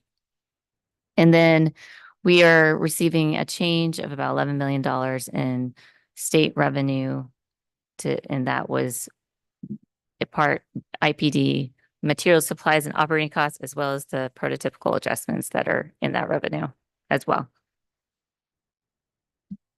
Some preliminary changes. So in the past 3 years, we did stop curriculum adoptions. We paused it during those reduction years. And so this next year, we're going to be kicking that off again to get back on cycle. And we will also have instructional TOSAs as part of those adoptions. So we're estimating about $6.2 million of an investment in curriculum adoptions next year.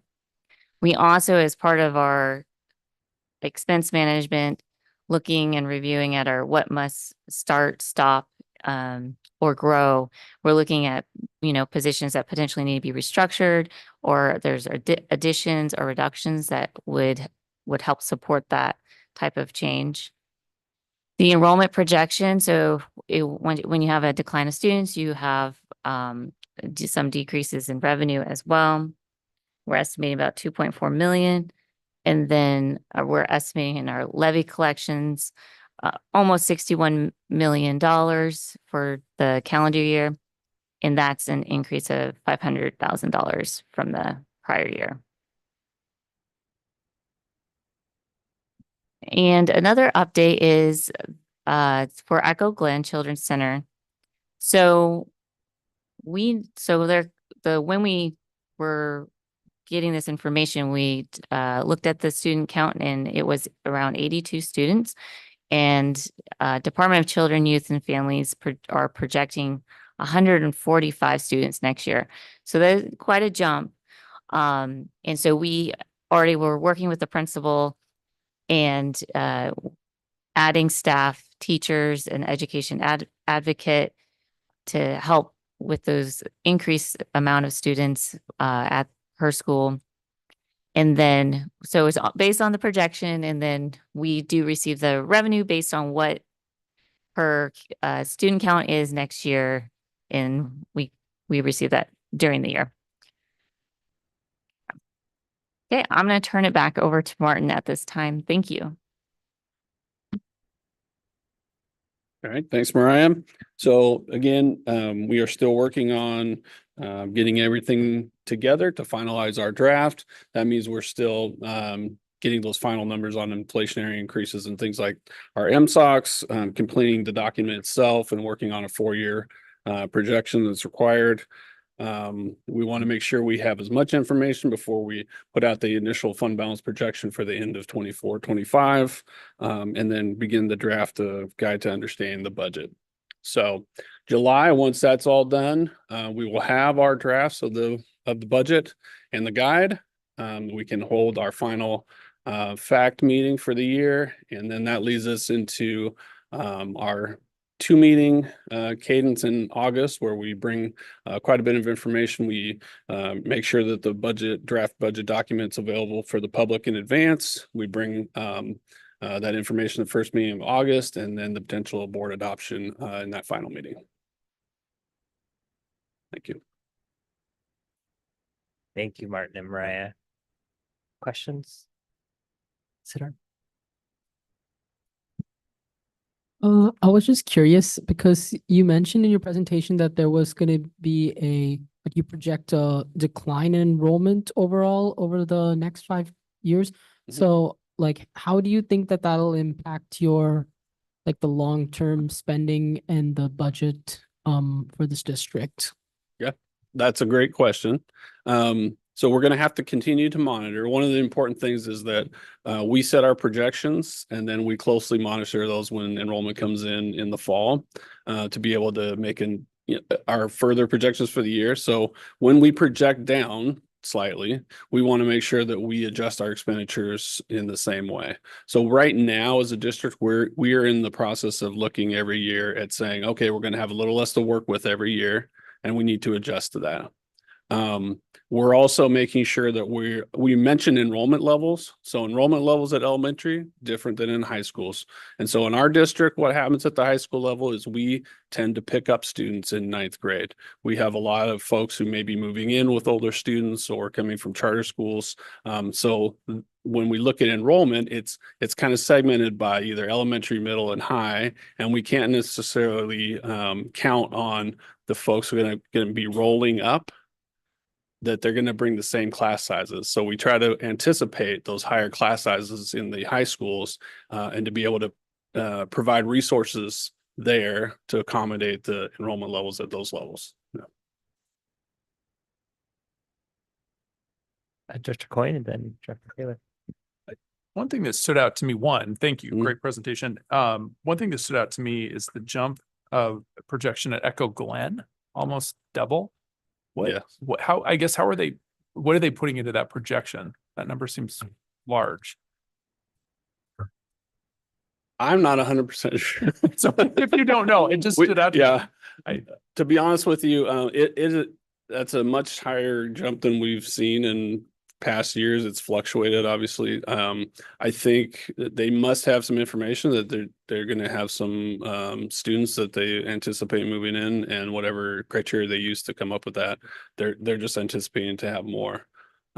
So again, I know this was mentioned, but so what happens for us as a district, we get a letter sometime in April. We say, okay, you're saying this is how many students. We start staffing up, and then we don't know the reality until we see the students show up. So it's a tricky thing for us as a district, but we have to staff up and try to make sure they're there for this anticipated level. Great. Thank you. Just another follow-up on Echo Glen. Clearly that jumped off the page for all of us. Yeah. Who pays for the staffing increases? Is that state money that pays for the staffing increases? It is state money. Not levy money or anything like that. It is state money. Okay, good. I don't really have any questions. I just have some comments. I would just say, the 2.5% reduction to me is really remarkable in a very positive way that you've been able to keep our reductions at that level, considering that the district really is no longer growing, that it is gradually reducing in size, given the reality of what's happening regionally with school finance, school closures, and what is happening with the state not funding to its, my view, legal obligation. And I just really hope our community understands what is really happening at the state level. I mean, you look at these numbers, $1.4 billion less now in our state funding than what we were looking at in 2019. So when people in our community start wondering why tough decisions are being made, this is why. And we have real work to do with our legislators to reverse this trend, because to me, it's just shocking.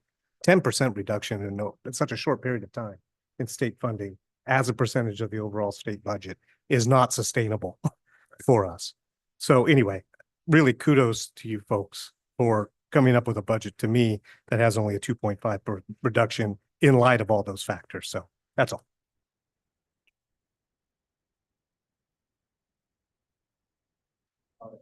So my question is around, so you mentioned that the collections, the levy collections for 2025 will be 60.7 million.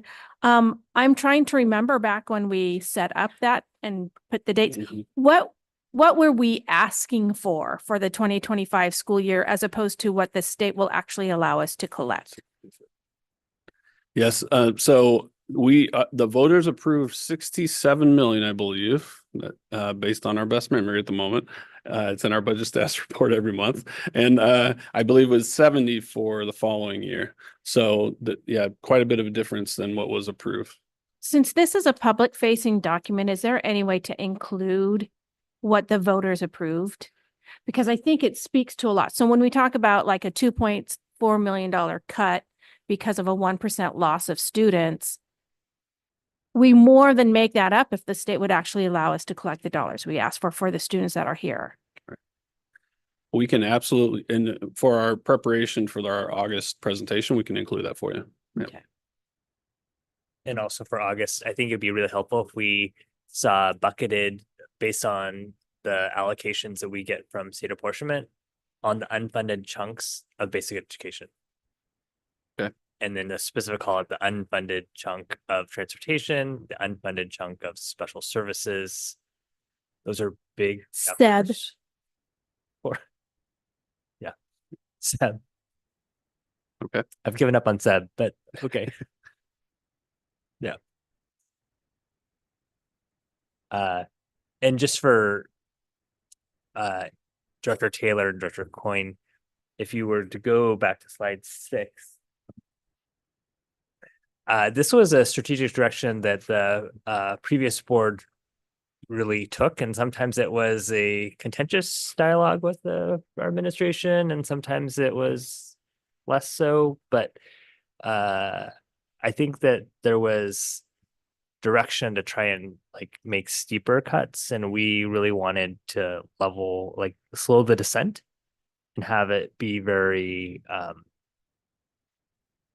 stepwise, and to get down to where you then see where last year it was about 10% or $10 million. And I will say that this is really due to great communication from our finance team and just trust we have amongst cabinet, superintendent, and board to get us to where we are today, to where we aren't having to go through the painful cuts that other school districts are having to do, and that we really got through this together. And it's not saying that the first year wasn't painful and the second year wasn't painful. It was extremely painful. And I think we hear about that at the start of every school year. But nonetheless, we are in a position where we can return to we're dreaming and looking at hopes for our students. And I just want to express appreciation and gratitude to finance team and all previous leadership and board in getting us to this place, because stability is a really important value of this board and this district and this community. And I think we're reflecting that really well. So thank you. Any other thoughts to help prepare for August? You see a theme. We're trying to get everyone prepared for August, because we do recognize that, and we do hope that you guys take as much time as you possibly can off in July, because we know it's a short summer. Take that to heart. Anything else from? Nope. Okay. So Martin and Mariah, thank you so much. Incredible work.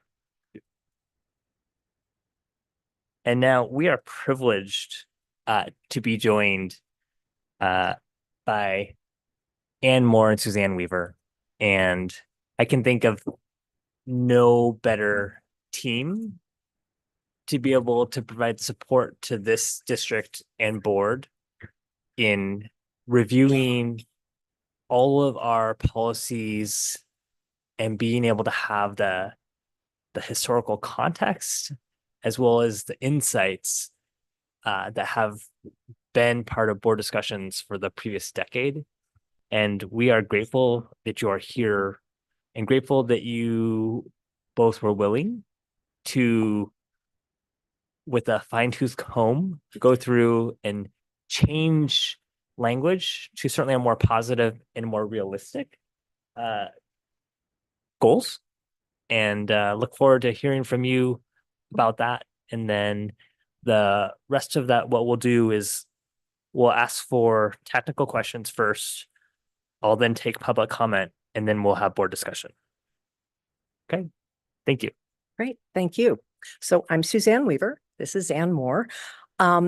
Because a big push to make this shift to coherent governance was about making it easier for the public to understand board policies and how the board governs itself, we are going to take just a brief few minutes to go over what we already talked about at the board retreat of what different kinds of school board governance are out there and why we're proposing these changes in the board's policies. So we're just going to talk briefly about governance, and then Anne will go over the process that we went through and show you what a sample formatted policy would look like, and then you can throw all your questions at us. So for lack of a better term, what's called generally traditional school board governance, and this is governance that's still pretty much practiced by smaller districts. You see this a lot, where the board approves policies, programs, curricula that are developed and recommended by staff. Board serves on committees to oversee staff work. The board engages in crisis management. And basically, the administration controls the board agenda. And the problem with this sort of governance is that decision-making and accountability get muddled. The superintendent will come to the board and say, I have an amazing program to increase reading scores. And the board says, wow, that sounds great. Yes, do it. And then 6 months later, reading scores aren't up. And the board says, well, what gives? And the superintendent says, well, the board approved it. So nobody knows where the responsibility lies. And that's probably the biggest problem with traditional board governance. So policy governance, there are other kinds of governance, by the way, but we're focusing on ones that school boards generally use. And Issaquah is currently a policy governance board. And this is a form of governance that was developed by John and Miriam Carter in the 1970s. They wrote a big fat book. And it focuses on strategic leadership with policies that reflect board values. And the Carvers have 4 kinds of policies: ends, which are to be achieved, the results you want for your students; the means to be avoided, which are called executive limitations; the interface of the board and management, which are the board superintendent linkage; and then the practice of government, which are governance process policies. And we have all 4 of these kinds of policies. And the gist of policy governance is the board delegates management authority to the superintendent within the constraints of the executive limitations. What does that mean? It means the board says, these are the ends we want for our students. Go forth and achieve those ends, and we don't care what you do. Except that we kind of do, because there's certain things that reflect our values that you really can't do. So go forth and do this, but make sure we don't get into fiscal trouble, and make sure that you're not treating people unfairly. So you nibble away at the superintendent's overall authority with what are called executive limitations. And Carver is very specific about this. They are limitations. They are negative things that you cannot do. And then the board monitors the superintendent, reasonable progress against ends, and compliance with the executive limitations. And so you have these monitoring reports every year. And so Issaquah thought this sounded pretty good. And shortly after the strike in 2002, Issaquah started talking about policy governance. It took a while, but Issaquah adopted policy governance policies in 2005, 2006. So it's been almost 20 years. The transition was gradual, and it was not without some bumps, because pure policy governance, as Carver envisioned it, really for corporations, is very rigid. The board is supposed to focus on the ends and stay out of the means. The superintendent is responsible for means.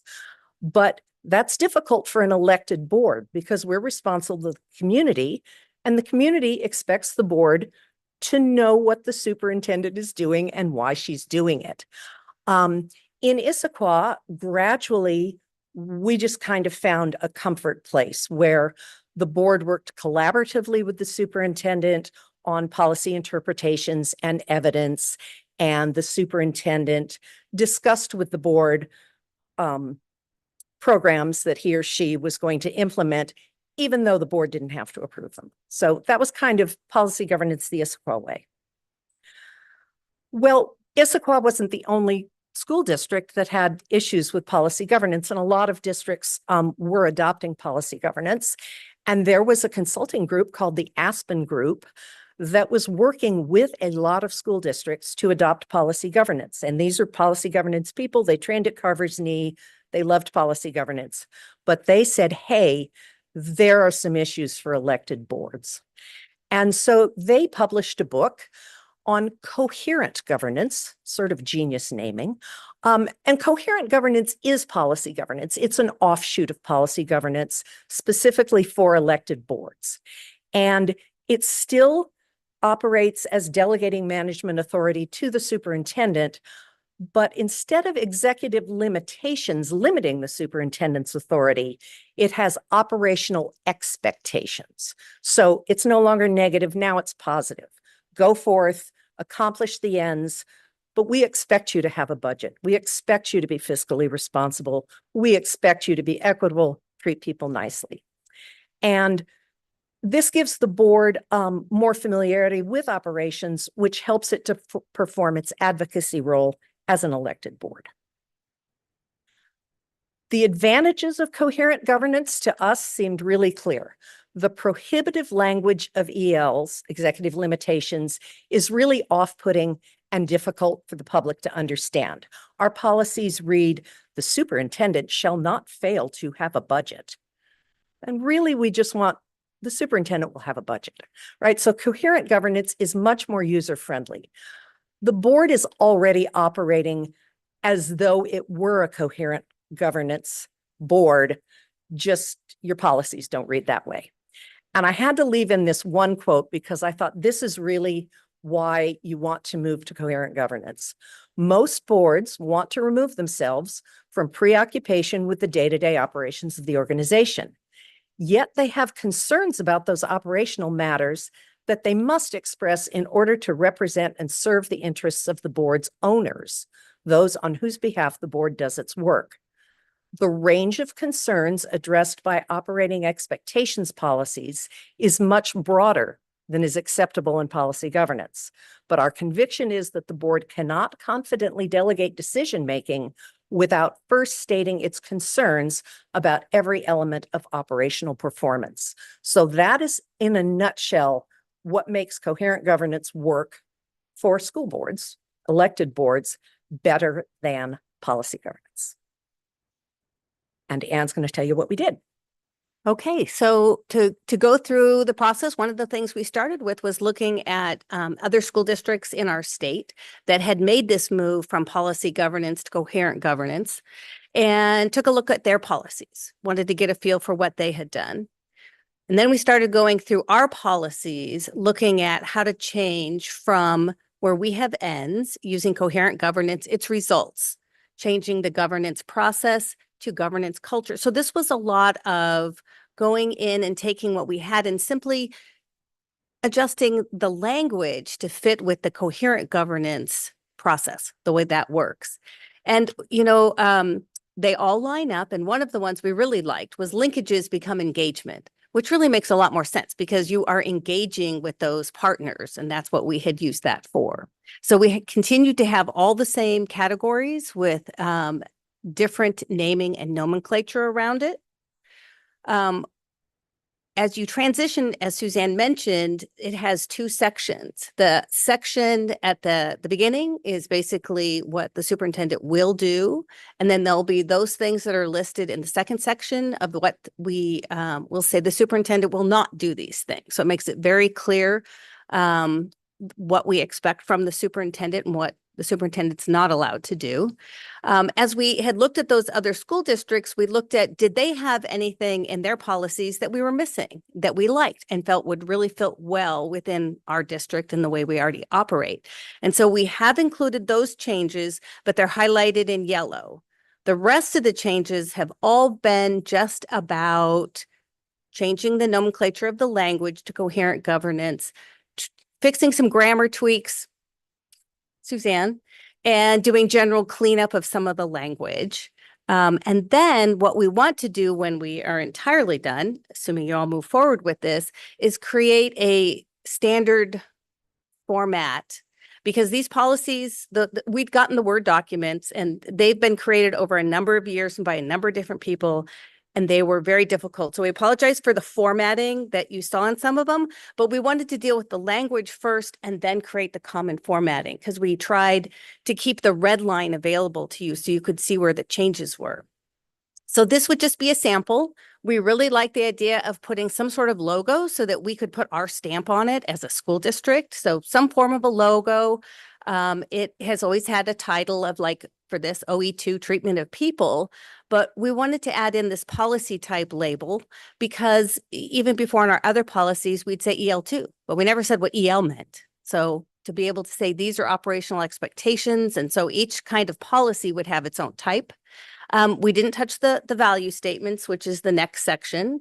And then it goes into kind of the preamble to this particular policy over what it's about and what we expect from the superintendent. And then you'll see back to the superintendent will and the numbered items they will. One of the things we changed with the numbering is because this is OE2, we're creating the numbering as being 2.1, 2.2. So the leading number indicates what policy you're in, because sometimes we're talking about multiple policies at the same time. And if we could learn to refer to them this way, it might make it easier as we communicate. And then the second section is the superintendent will not. Makes it super clear. It's so much more understandable to the public, and I think even to the board, as far as what we expect the superintendent to do or not do.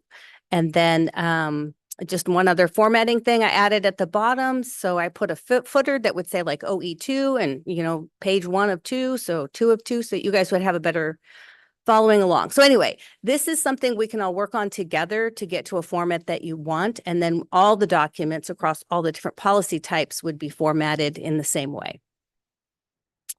So that's the general gist of what we've worked on, and then we're open to any questions, and we're happy to bring up any of the policies that you have questions on.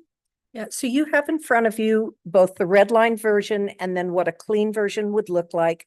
We were really committed to not make any substantive changes, but we just couldn't resist that stuff highlighted in yellow because other coherent governance districts just said things so much better. So you can deal with you can accept or not accept the yellow, but we had to show you that, there were just a few places where, ooh, we wish we'd thought of that. And with several of them, it was across multiple districts. Yes. And so they probably came from the Aspen group in the first place as they had developed the policies as those school districts implemented them. And so it was kind of our way to snatch a little bit of what the Aspen group had put together in the first place. Thank you. I'll open it up for any technical questions, but before I do that, can we make sure that this agenda is edited to highlight that this is the first read as well as our minutes? Because the next meeting in June needs to identify a second read. Okay. I just didn't make that even more clear. Yeah, probably just, I think usually we say it like that and then colon. Anyways, just so we can really highlight it. I just don't want to be accused of us trying to do a fast one on the community. So open it up for any technical questions.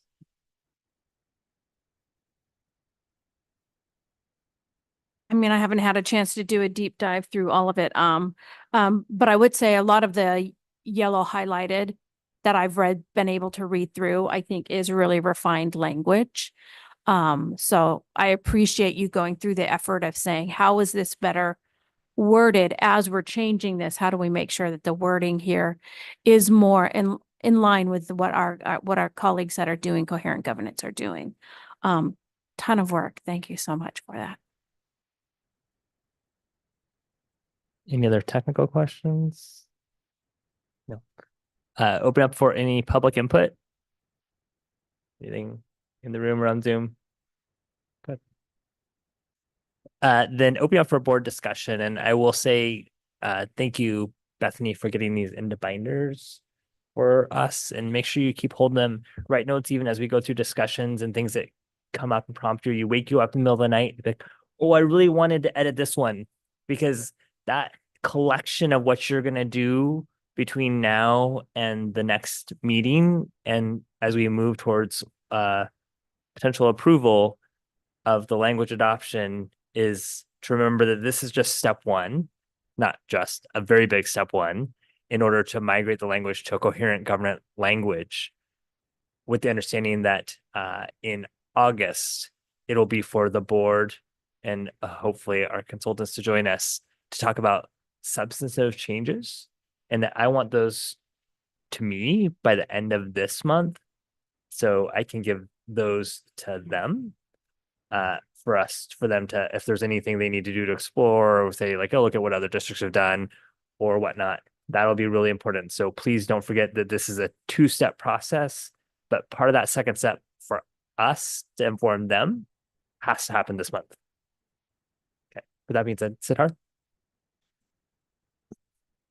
This is just a random comment, but I think when I first read a lot of the ELs, like I was wondering, oh, why on earth is this worded in this very weird way?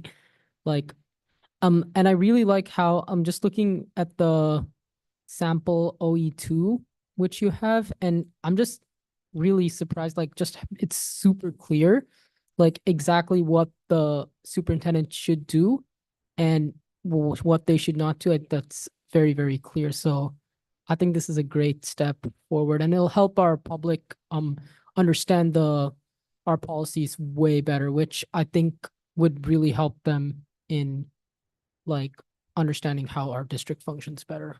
And we did not pay him to say that. Thank you. Naomi? I agree with Siddharth. Just seeing some of the language changes you guys already had in the presentation, I already understand so much more of what the board does, and I've been here since the beginning of this school year. So thank you for doing this. Treasurer Taylor? 2 comments. First of all, just echoing everything you're hearing up here. Extraordinary amount of work. Thank you so much. So much easier to read. Love the template, particularly love the sub-point numbering, 2, 2.1, 2.2. Much easier to navigate for sure. Director Gallinger, are we having a conversation tonight though about how we feel about some of the yellow highlighted language, or do we want to? We are. That would be, if you have particular concerns about the yellow highlighted language. Okay. That would definitely be. I think I just have tonight. a couple, but I Sure. would bring up. BSR 3. Okay. Accountability of the superintendent, subsection 2 says the board will not formally or informally evaluate any staff member. Agree with formally, but I'm not so sure that we have informal discussions along these lines. So I would personally strike that word, informal, and keep it formal, open to other opinions. Maybe you can start by. Well, I was going to say our interpretation of that was an actual evaluation. I take your point. Yeah. Can I just add something really quick to that? I actually had that similar question and posed that to Director Gallinger, who gave me some good perspective. And I think that tied back to Suzanne's point, because I was confused by that too. But I think after having that conversation, it was really more of a formal evaluation, which this was more of a formal, informal evaluation, not directly, with the individual, but it was with the superintendent. So how it was intended to be interpreted, I guess. It's through the superintendent. In this case, it wouldn't be directly to the staff member. Yeah, I mean, it would not preclude you from giving feedback to the superintendent about a staff person, but I don't know. It's up to you guys. Yeah, I guess I would say this is more to protect our organization. I don't think anyone on this board would go out and meet with a school principal and sort of give them their 2 cents. But you could see how that could be interpreted, and the line, if it's not drawn really brightly, I worry could not create enough demarcation. And because it's tough, like just now as the transition, as you join the board, I imagine now as you walk into Cougar Ridge, it's probably a different approach that you take to it versus if you're going to be meeting with the principal as a parent, they may not always still see you as a parent. And so I think that this is really for system demarcation, not and really to manage board behavior than it was to actually to truly allow us or to highlight that what we don't do. But Director Moraldo? I think what I might be more comfortable with is the board will not directly evaluate any staff member other than the superintendent, whether formally or informally. Because then that captures, I think, what you're saying is that we're not going to go and directly provide an evaluation. Yeah, I think it's just an issue about precision of language. I mean, I totally Yeah. agree with you. Yeah. Okay, I like what you have suggested, Director Moraldo. I just wrote it down. Thank you. While we're on BS 3 or B, the new, 3, I'll just put it as 3. I wanted to clarify because I did see in other language in section 5. I saw the switch from aims to values. And I think I saw other clarification language across these revisions that said the board stated values that are part of the values. I assume that's referring to the values at the very beginning of all the operational expectations. So I think it's helpful to clarify and point back to that, but that was what I assumed was intended by the change from aims to values. Yes. Okay. And those were referred to differently, I think, in other parts of the revisions. The general, I think, board values is how it's framed in other places. So you're suggesting adding the word board with another word value? Yeah. Okay. Yeah, versus like, it could be I just- general values, like Correct. anywhere in the world. So. Okay, I wanted to make sure that Yes. you understood what you're Yeah. wanting. Okay. It's just a clarifying question. Do we want to, as we're going through this, since we're already at BSR 3, kind of, I guess, sequentially, or do you want to hear from each of us to go through each of our individual ones, or do we just go kind of sequentially? I got 6 flags. Okay. Yeah, I think I'd rather just go by director. Okay. Okay. Okay. I think it'd be easiest at Okay. this point than rather than trying to hopscotch. That's Mine really aren't, yeah, mine are fairly brief. Next, GC7. Very small typo is all that I found. Typo. A typo, or yeah, I think so. I think the word "to" in the third line doesn't need to be there. And will never interfere with, not never to interfere with. Good catch. where are we? Yes. Okay. OE1. He's gonna need a gold star for his homework. OE1, just the highlighted language. I just would like to have a conversation about the word imprudent. It seems it's a broad word. You know, what really qualifies as imprudent? Rash. So I'm just offering that up for my colleagues to consider. If You have a everyone's, suggestion? I would probably just strike it, which is unlawful, unethical, unsafe, inequitable, or disrespectful. Could live with that. I'd love to know more about the additional words included here and overall. So, and also inequitable and disrespectful, if there's more behind that addition. It was simply language we saw in other district policies. I think my only thought about the additional language is that we are measuring those items to some respect as far as disrespectful or inequitable in other operating expectations. So that would be my only thought is we have a policy around equity. We have a policy around treatment of people. So I am wondering if it's just covered elsewhere, would be my only thought. I think all of them that are frankly listed there are covered elsewhere. I think this as being the global policy is sort of the overarching thou shalt. And I think that we then go into further detail through the next 15 about that. So I think given that, I would argue that I'm okay with that and would certainly support Director Taylor's suggestion change. You know, my other flags are just things that I liked that you added. I don't know if we need to go over that or not, but yeah. Okay, so where are we on this one? Lose imprudent and leave the other two? Yes. Yeah, I like several of the other additions. I'll just leave it at that. Director Moraldo or Director Quinn? I did not get in, I didn't realize we were doing sticky pads and comment stuff. Oh yeah, that's right. Like me and a red pen.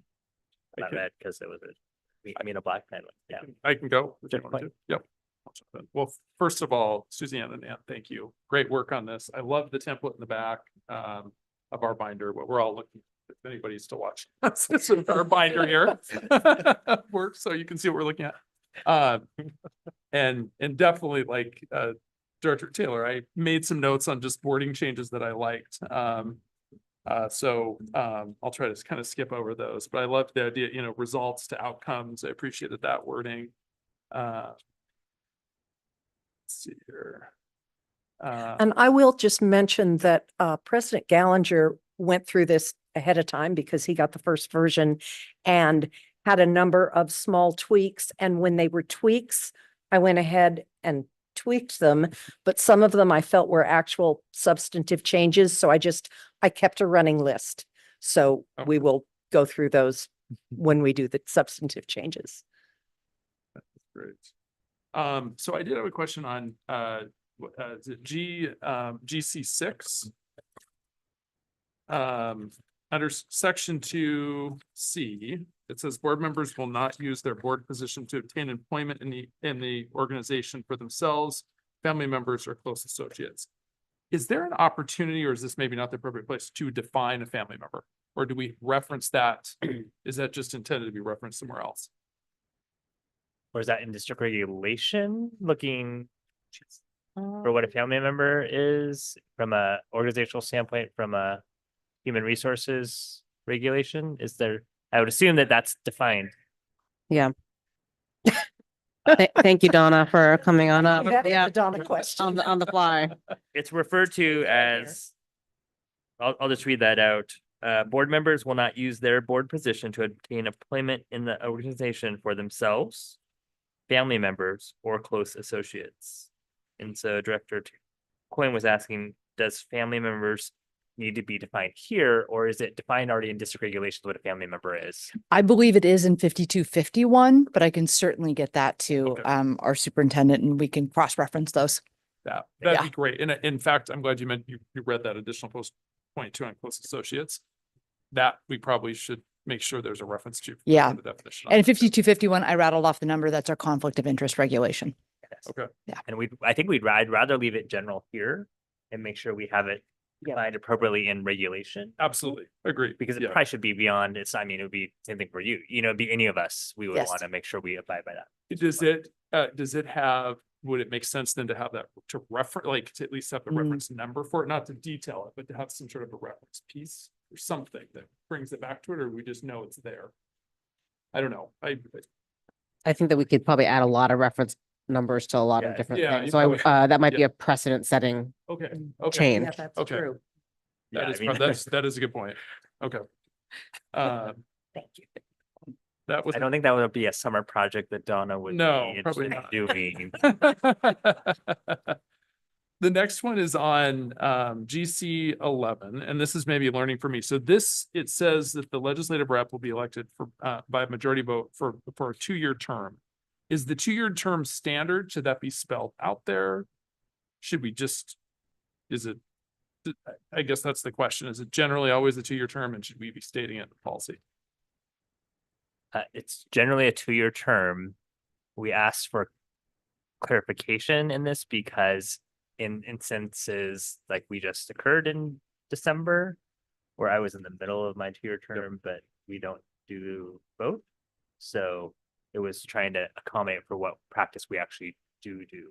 But historically speaking, in general, it's Do we want to say something along the lines of general, like something that's not, because I always feel like in policy generally, if you say it, we kind of are accountable to that. I don't know what others think. And there was a reason we were doing it in even number years, and I think it had to do with the new incoming legislative group, right? So every 2 years, especially at the House level, you could potentially have new legislators. So it was kind of combining that with the legislative, not session, but the legislative Yeah, 'cause body. it's long session, short. That's what I was session. going to say. I thought it was long session and short session. Well, I think it has more. It's almost Oh, like, we coming up. talk about, it's the 118th congressional something. I can't remember the word, right? Right, they kind of go hand in Or, hand. yeah, it's like right? the 118th Congress, right? So the next time it'll be, at the end, when they get sworn in January, that will be the 119th Congress serving the next 2 years. Right, And right. So it kind of made that alignment is why we so moved that's it what to this December. was And then made aligned. it a 2-year to kind of follow along with their 2 years. Yeah. Unless something interrupts it. Right. Okay. And that's probably fine to leave it that way. I was just thinking, do we want to say something about it being more, generally 2-year term, but I'd be fine if my other board colleagues. I mean, that's not a change. The only reason that that's underlined is we moved it.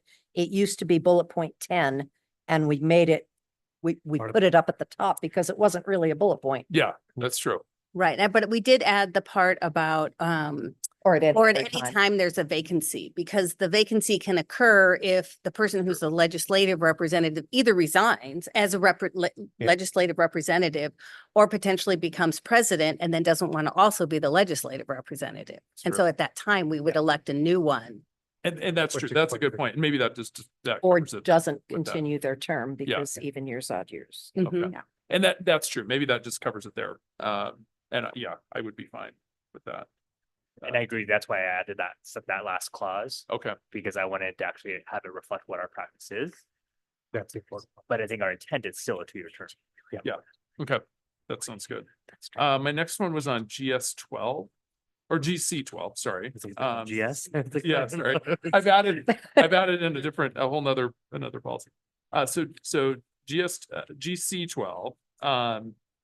I guess a couple questions on this. So we have, and I guess we haven't implemented, I know there's something on the table, so I just had highlighted. Yeah, the voting this- thing we're aware of, Okay, but you haven't finalized it. Yes, yeah, So exactly. All those, they have this sheet which shows all of those things in the policy, and you can see the pink part where they've already noted for what is going to be future Okay, and August perfect. work.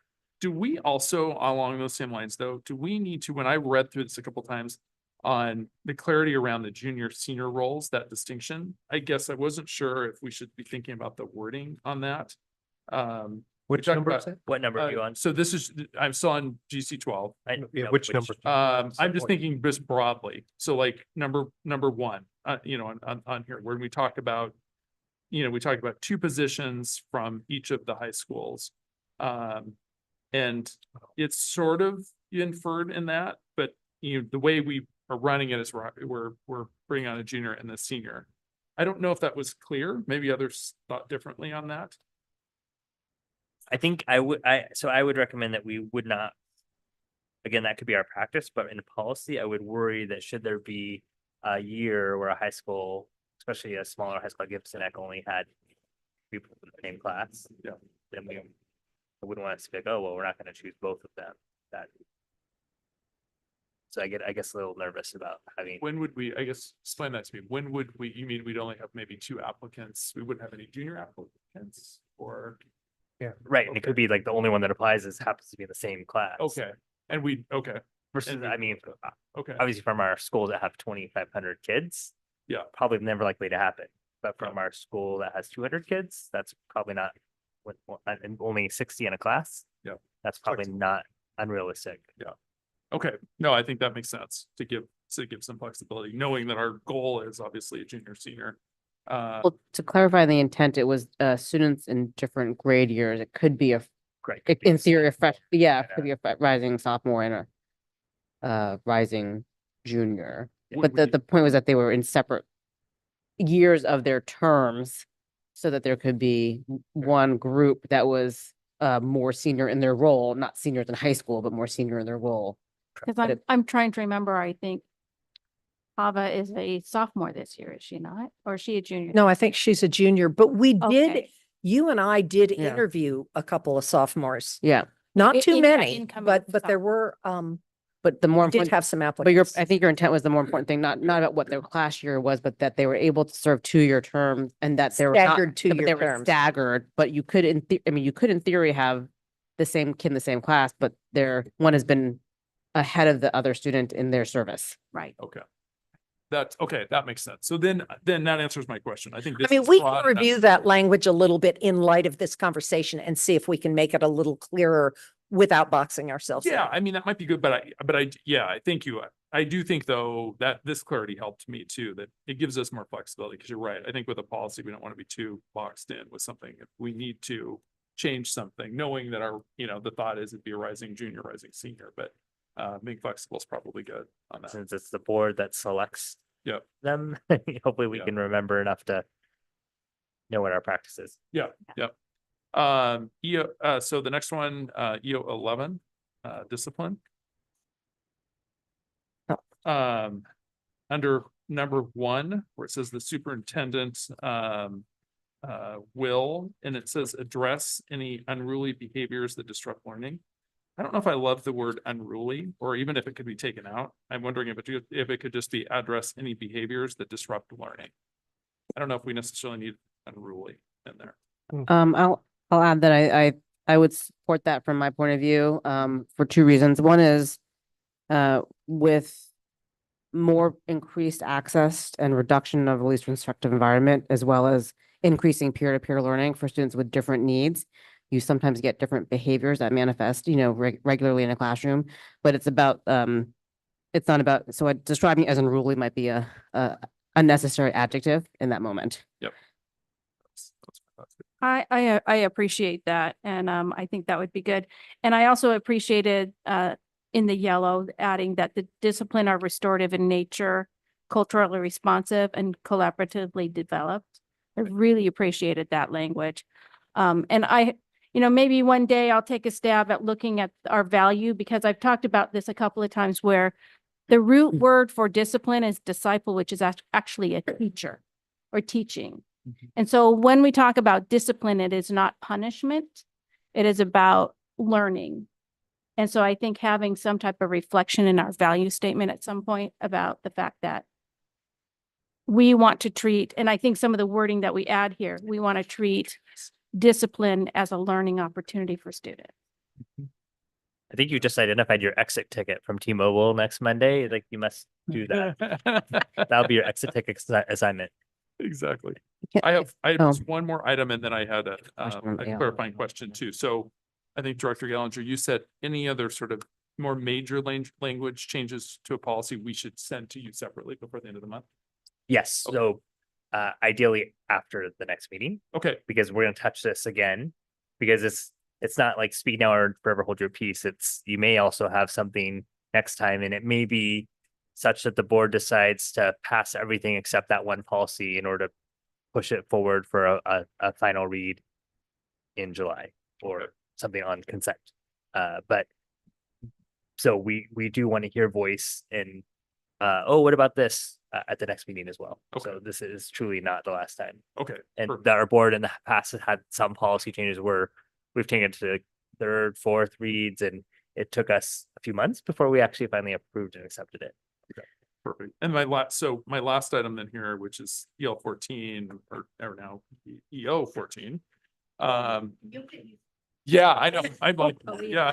We 14. Just when I was getting used to EL, no, I'm just kidding. Number 13, I guess a clarifying question. I'm assuming is transitional bilingual instruction program. Is that a set program that's in place? Because I was looking at it's that, not- thinking that should that be multilingual? But now I'm realizing it's probably a set program that's. I had the same question, so I will let our consultants, Anne has the because answer. they There's went to teaching and learning to actually ask. So right, There's a specific answer here that is, Yeah. yes. it is well, a specific overarching program. I Yeah. called up and talked to Rich Mellish. Yeah, And this- asked him if this was still the appropriate language to be used here. And he said, yes, because that encompasses both the multilingual learner MLL program and the dual language. Yep. And Yeah, and I really appreciate you bringing this up because I actually brought this up last year during the review of interpretations in my first year of working through understanding and also monitoring these reports. So I'm glad that is still the answer, which is that this is referring correctly to a current. right. And it's an Terminology. OSPI program. Yeah. I mean, if you got to OSPI, you see it as the header. And so it is still the program that is to be referenced. Now, exactly why, and this is probably much more historical, about why we have a line that assures the implementation of this particular program versus saying, well, we assure you that you will implement other things. I think something happened at one point and something that didn't get covered. And Yeah. so we added it.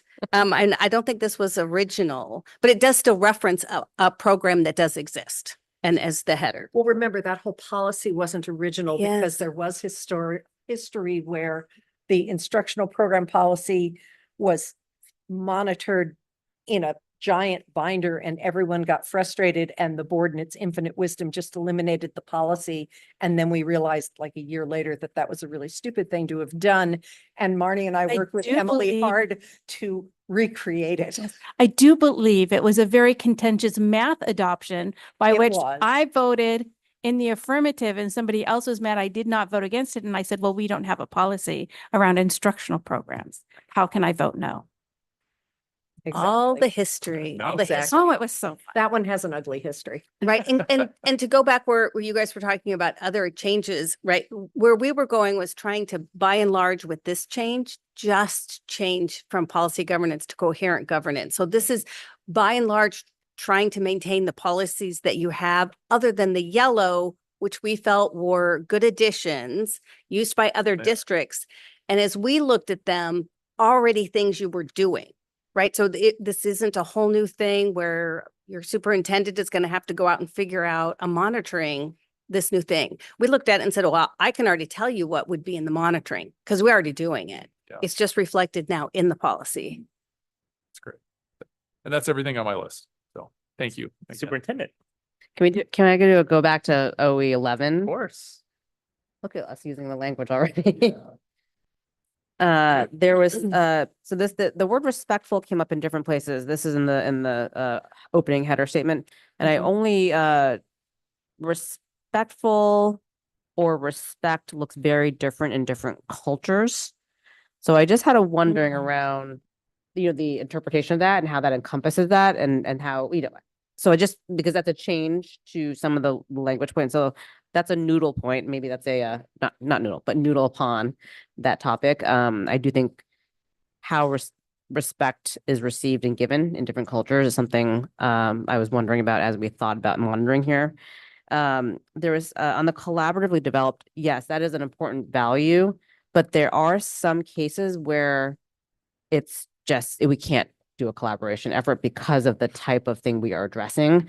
So I think I would want to modify that with when possible.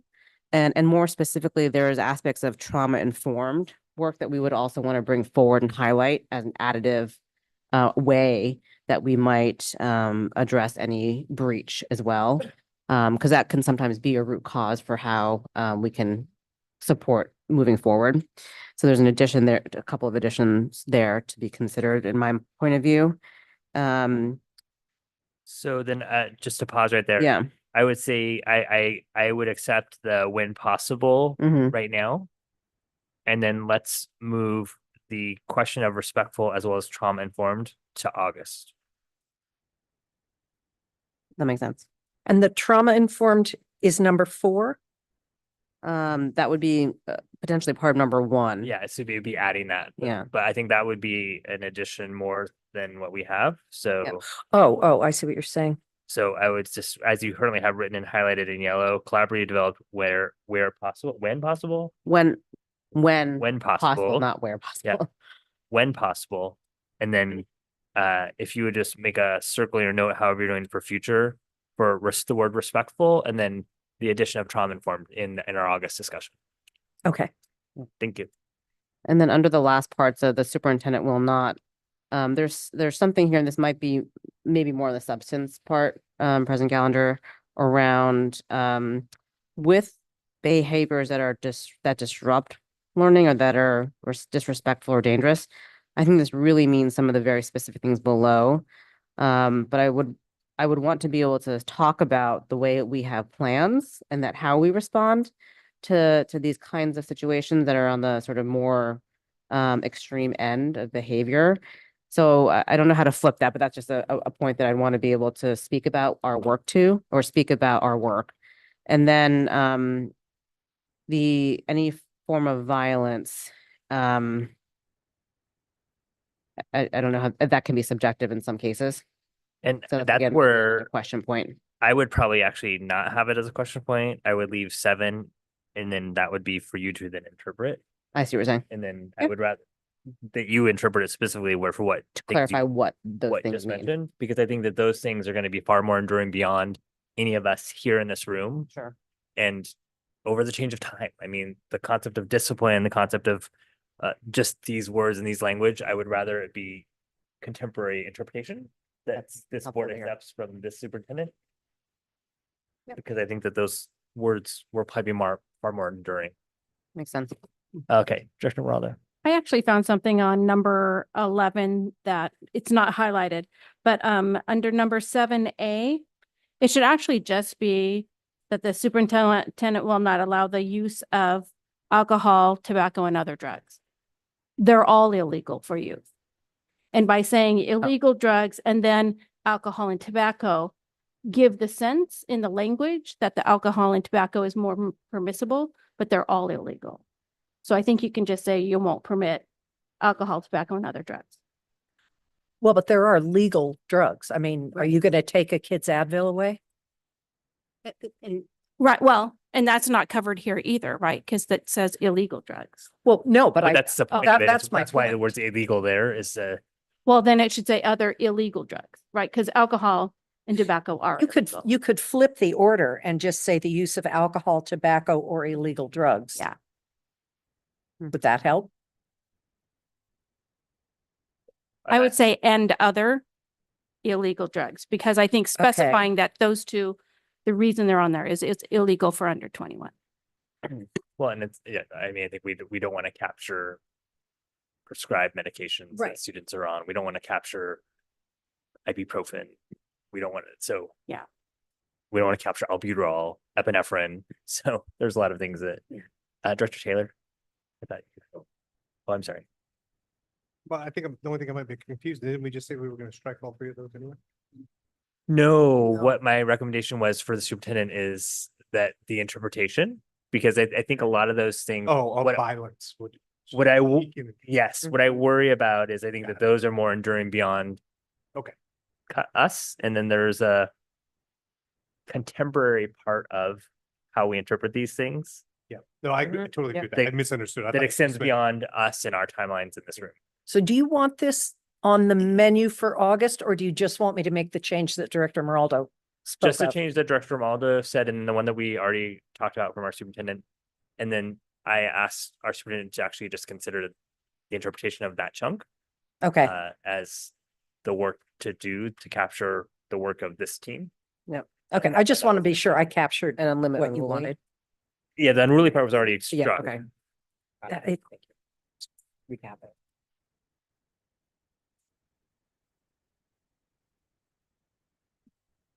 Another quick question on 7B.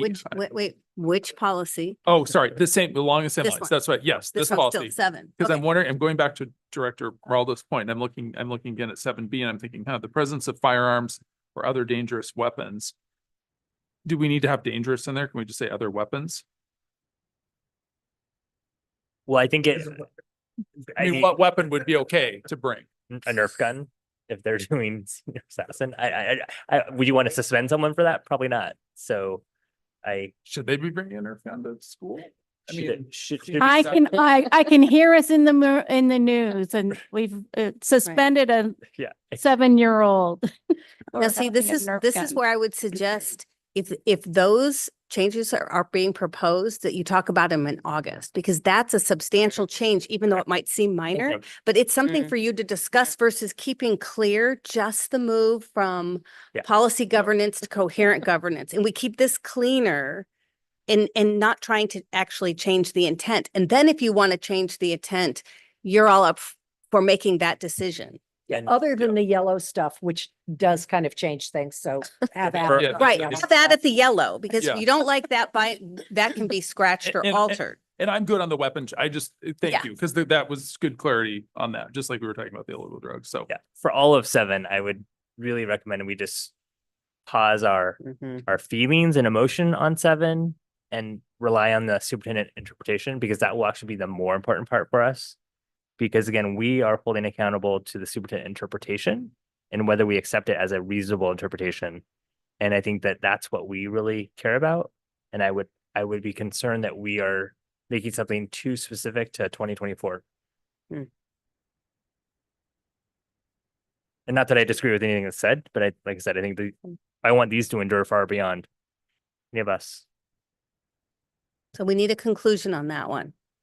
So are we making any adjustments to 7 in changing the order of? A, yes. A? That's just Okay, changing. that's still okay. That's All right. That's grammatical. Okay. To highlight, I agree with the order change. Okay. But the words are all still the same.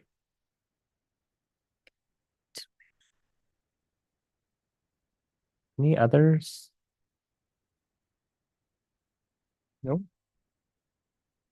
Yes, please. I do. Well, I had some, I think they're technically technical in most cases. Yeah. So in GC3 or old G, yeah, you know what I mean? Yeah, GC. I've just converted. Um,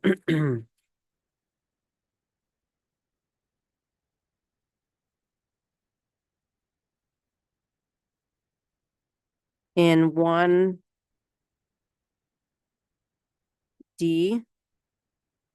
the role relationship of the superintendent. Wait a minute. GC3 has one. You're on GC3 or? GC3, oh, 3D, I I thought it was apologize. like There is one. no Yeah. 1D. Oh, okay, yeah. The That's, sorry, I was it's lost. getting late. It says the role relationship. Yeah. Is it, Oh, is that, am I missing something? Is that, it doesn't, I was like, does it, the soul? Wait. yeah, the that's, I'm not sure what that means, actually. The role relationship? I'm not sure what that means either. I think the word role needs to maybe not be there. Okay. Thanks for helping. And then, let's see, in GC10, oh.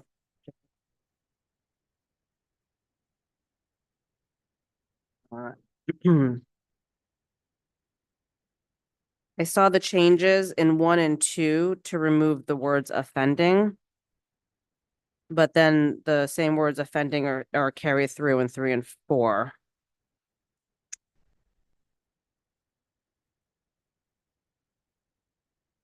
And I believe that that is because in 1 and 2, we're talking about, well, there might be a violation. We're going to chat about it. And by the time you get to 3 and 4, we're pretty clear that it was offending, but we can change that. I mean, originally it always was offending. And I don't know, it felt like considered to be in violation was just a little friendlier on the first 2 levels of, hey, can we just have a chat? But by the time you're talking about pulling somebody out of their leadership role, you've probably determined that this was a bad thing. That was our logic. I think that makes sense. That makes sense. Thank you. And then I was also thinking, does that mean any legal review for governance from a board perspective? But that was more of a question mark to the board. I don't believe so. In my 17 years on the board, I don't think we ever got past 1. Okay. I'm just, we did 1 a couple of times, but we never did anything else. Right. I'm assuming by the time we're getting to 3, we're having legal involved. In every situation. Okay. I would assume so as well. Okay. I haven't been here for those situations, so I don't know. So I had to ask the question because I saw positive intent in changing the language and I wanted to ask the question. Yeah. They found. All right, are you, all right, in OE, let's see, OE4.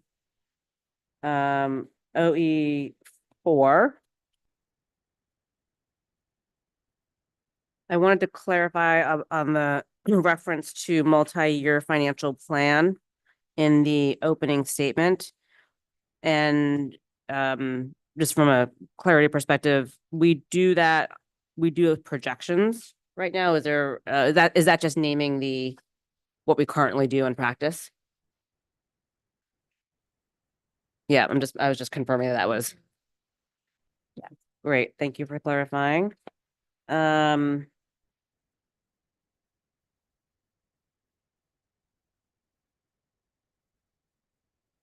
This is minor in OE 15. You can tell I did a close read.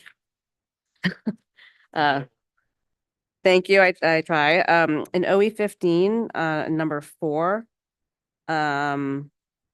Is it, I wanted to say, I think it's established expectations for use of technology by staff and students. Or Yeah, that sounds good. There's just a minor change verbiage. Okay. And then I wanted to just share a substance comment where I think that there's been a lot of talk about sustainability. And I think that there are opportunities to consider sustainability in some current places, including OE 13, and also to ends 3, results 3. So just more of a commentary about, I know sustainability is a topic, so I know that we're setting up for that conversation. So I want to just preview what was on my mind around where I started to see those connections now through the lens of hearing recent conversations. I love that. And I would say that would be great for us to decide collectively in August about whether we're looking at OE 17 potentially or an addition and breaking up. We had that similar dialogue 8 years ago when we were deciding, was there going to be EL 16 or would we distribute it throughout all of our policies? And our belief was it would be unrealistic for us to do that well throughout all of them. And that's why it became a standalone policy. I know, for example, Lake Washington just adopted a standalone OE at whatever number on sustainability. So that'll be something to take a look at and just see how they did it. Yes, And and I'm we will be sorry, releasing. Superintendent, you said OE 13 and what was the other one? I saw it also in ends 3. Oh, ends 3. Results 3. We will be releasing a draft retreat agenda next meeting. So you can see how it's lined up, but we have it lined up that you and the students are back to back as well as lunch together to really make sure we have time for us to all do this. I'm trying to be thoughtful about how we do this so we can be, you can hear the discussion. That will help guide and inform you because I know August is not going to be the end. It's really going to be the next step of another baton passing, but then you really get to see the richness of the discussion and would love you guys to be prepared to weigh in on it. So if you would make sure, Bethany, that they actually get the student recommendations that they already sent to us. And if you would send that to them, so you guys have that. Okay. Oh, this is on the voting? No, our students have already presented to us about sustainability. Oh, I'm sorry. And that way you actually sustainability. have, so you Okay. can see what we've already seen. Yeah. That would be helpful for you That'd to be see. great. Okay. So I did have one more, sorry. OE 8, clarification on the yellow highlighted edition. I was wondering if there's a different substance intent here versus what currently happens. On 13, the addition of provide professional support necessary. For the I want to understand implications, for that if there's something different in the mind of the board. For that one, for the advocacy work. Yeah. That was, so that was something from another school district, but it felt really well with the work that our legislative reps have always done, like that one pager. When Got it. we have invited in our legislators, that's what made me think of when I read that. I thought, Okay. oh, yes, we do that. That's great. In my mind, I was thinking that was probably what it was, but when I heard professional support, was that an added professional or a role. That's why it Oh. made me wonder those questions. And so that's very helpful to clarify. Administrative. Yeah, it was, it was better. Or maybe just provide support And that would be fine. because that's what it is. That's what it is. Because we view our role as to equip And you maybe with your either job. support and or information, right? So, because in some instances, it's information, but then like our community engagement, it might be making all of those school arrangements, the wonderful work Bethany has done to make sure that we're fed, those kind of things. Yes, that language sounds fine. Got it. Thank you for doing that. Any others? Okay. I can't extend my gratitude anymore. Like, this is such incredible work and I appreciate it so much. Thanks for also meeting with me for a couple hours to prepare these packets for you guys to have, with hopefully have gotten as many of the typos out and beautiful presentation that you guys did tonight as well. So the next step for the board is we're going to take this forward as a second read, and only things that are really notable as in not grammatical would we hold and not advance. And so the hope would be that we would be able to advance as much of this as possible at our next meeting. Understanding, I don't want that to feel the pressure like, oh, I can't speak up. I'd rather you speak up. That's not what I'm trying to say for anyone, anyone's side. But just so we know, and anything other parting thoughts you guys have for us? So what would you like for the second read? So we've just talked about a couple of adjustments which we can make, and then we can re-provide both the red line and the like an what I was calling an updated version that had the changes accepted, so you could see the red line and the finished. If possible, I would Yeah. prefer you only provide what ones we have changed and the ones we haven't, so that the meanings, all the policies that had not been touched tonight, don't re-provide the whole packet. Oh, no. So No, just, I was. This is why I wanted Right, it that's- clarified. You don't right, want them, just provide the ones that we, if each one that we have indicated for but an your adjustment. but your challenge is going to be now you're doing the second read. Are you talking about approving them at the second read or just doing a second read? Approving them in the second read. So if you're doing a second read and you're approving them, you should have everything attached. Oh, yes, I think I would, sorry.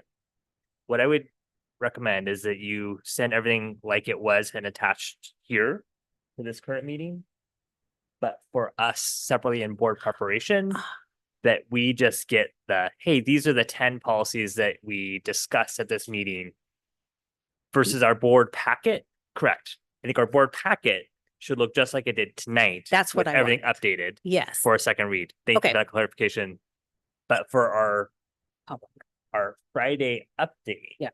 Or that it would just be The ones pages that we we've changed. touched. Okay, we can do that. Does that make sense for everyone? Is take the accepted version and redline it just with these changes. You can do it however you want to present it to us, Okay, but we'll talk. I hope I provided enough clarity to everyone for what we Yeah, expect. and we can follow up too, because there might be some technical ways we can. Right. Because Yes. because what you want to do is be able to very quickly go to the things that change between this version and what's going to be in the second read. Yes. And the second read will still be, we'll rebuild the packets just like they are, but they'll be the Correct, whole for- thing. For this. Got it. Thank you. Perfect. We can do that. Yeah. Any other questions about this or the next steps? No. Incredible work. So grateful. Thank you. Okay. So our next item is legislative matters. Just a couple things. I had the opportunity actually this morning to meet superintendent and our CFO to start conversation around strategy for the upcoming legislative session and discussions with our legislators that we'll want to start having late summer or early fall. Very good conversation. I think we came out with a lot of good understanding of things that we want to potentially work on. I've also reached out to and have confirmation from the legislative reps for Bellevue, Mercer Island, North Shore, and who am I forgetting? Like Washington. Yes, we're going to get together, the 5 legislative reps from each one of those districts, have a discussion, thought exchange about what we think the key issues are as well. And then I'm also going to be reaching out, we're working on dates. All those folks are willing to meet, so that'll be a good conversation. And then I will be reaching out to Renton, Snoqualmie Valley, Tahoma, perhaps Federal Way, some other folks to have a similar conversation. Didn't want to combine, I didn't want to have too big of a audience. So I'll hold a couple of those meetings and then happy to report back what I hear from those conversations. But anyway, planning is underway for where we want to try to land in the fall. Thank you for that update. I appreciate that. You know, those connections that you have will serve you well, not just in this work, but in just your growth and development and building that network across our region. I think that people often forget that those districts you just noted, I mean, we have twice the number of students on the west side of Lake Washington, and we're often overshadowed because they have louder voices, but we have twice the students. Yeah, good to know. Yes, good to know. That's all. Thank you for that. Continue to let us know how we can support you. Our next item is announcements and correspondence. Are there any additions? Nope. And lastly, but not shortly, calendar and future agenda topics.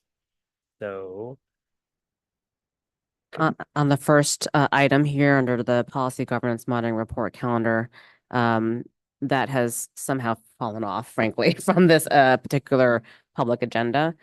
So we can just plan to bring that forward, you know, for the last meeting. that's perfect. So we will, yeah, If you just separately send that out in advance. in or advance early tomorrow, now, yeah. just so we can see it and kick it around if we need Yep. to. And we get feedback in advance. This was a lot to pack into a meeting, right? So I Yep. thank you. I totally understand that.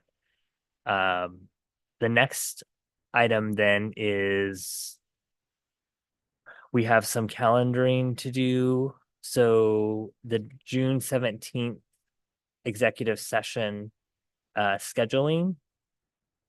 So we anticipate it will be approximately 60 minutes, approximately between 2:45 and 3:45, and it will not be open to the public and no board action will be taken. And I think do I need a motion for that, or no, I'm just announcing that? I was gonna say, don't we normally have a motion? I think for we do. I guess, yeah, and I think let's do them separately and then Okay. we'll talk about the June 11th meeting after that. Okay, so I move the board hold a June 17th executive session, special meeting of the board, executive session at 2:45 p.m. to 3:45 p.m. No action will be taken. Second. Any discussion? Hearing none. All those in favor, say aye.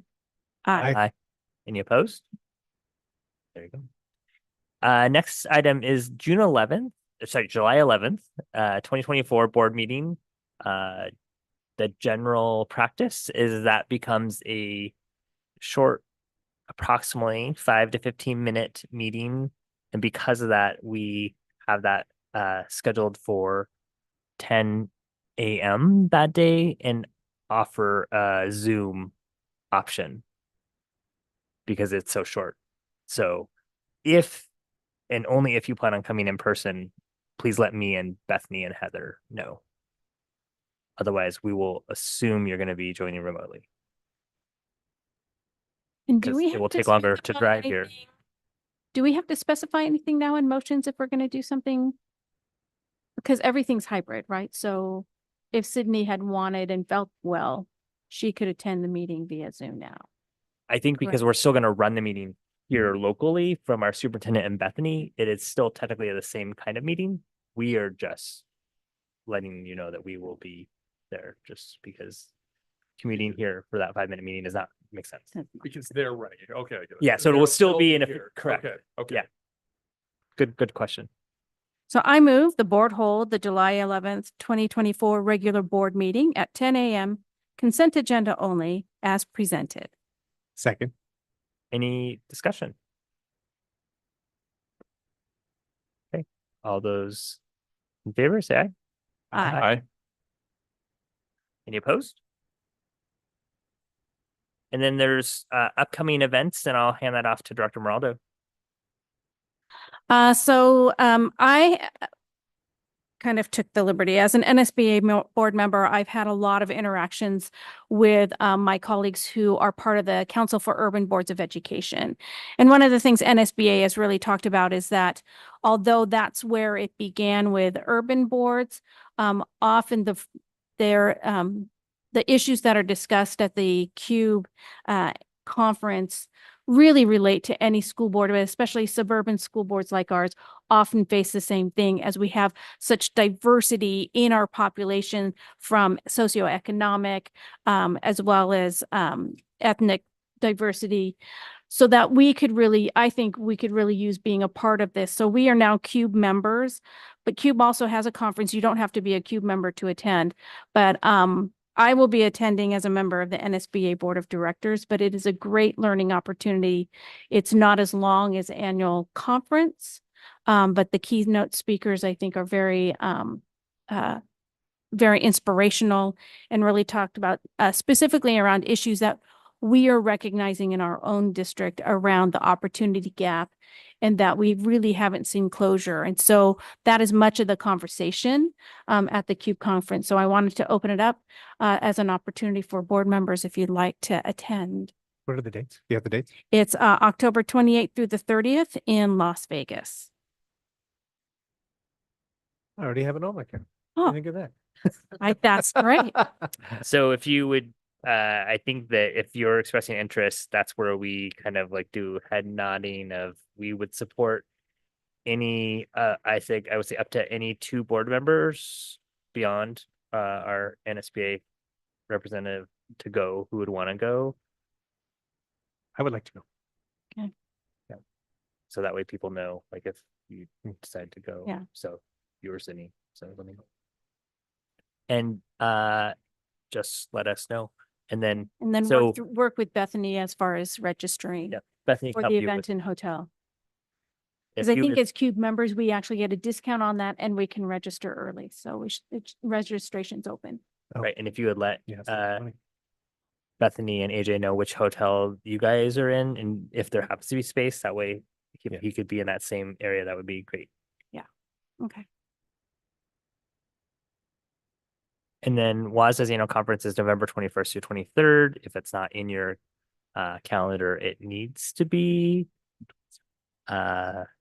Generally speaking, because so many of us from Seattle area are flying over, you are best served to get the flight you want now. I'm Even though it sorry, what did seems what really dates did far you- away. It's in our board packet, November 21st to 23rd. Okay, thank you. Yeah. If you want choice of flight, book it now, because you will get on the plane and be like, oh, look at all my friends from. So, and it's really more about getting back. So. Okay.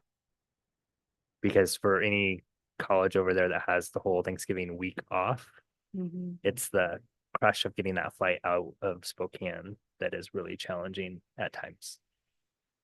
So. Or you could drive. I know we have had board members who drive or superintendents that drive. I don't know why. Anything else for calendar and future agenda topics? No. No. Yes.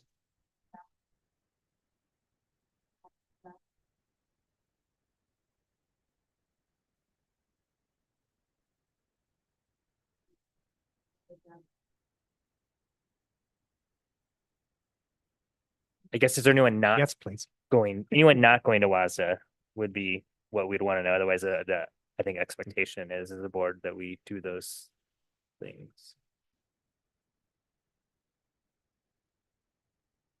And you don't register Marnie or but if you would do the hotel part for now for me and probably Marnie, and then we can figure out where they're staying, because I'm staying with you guys.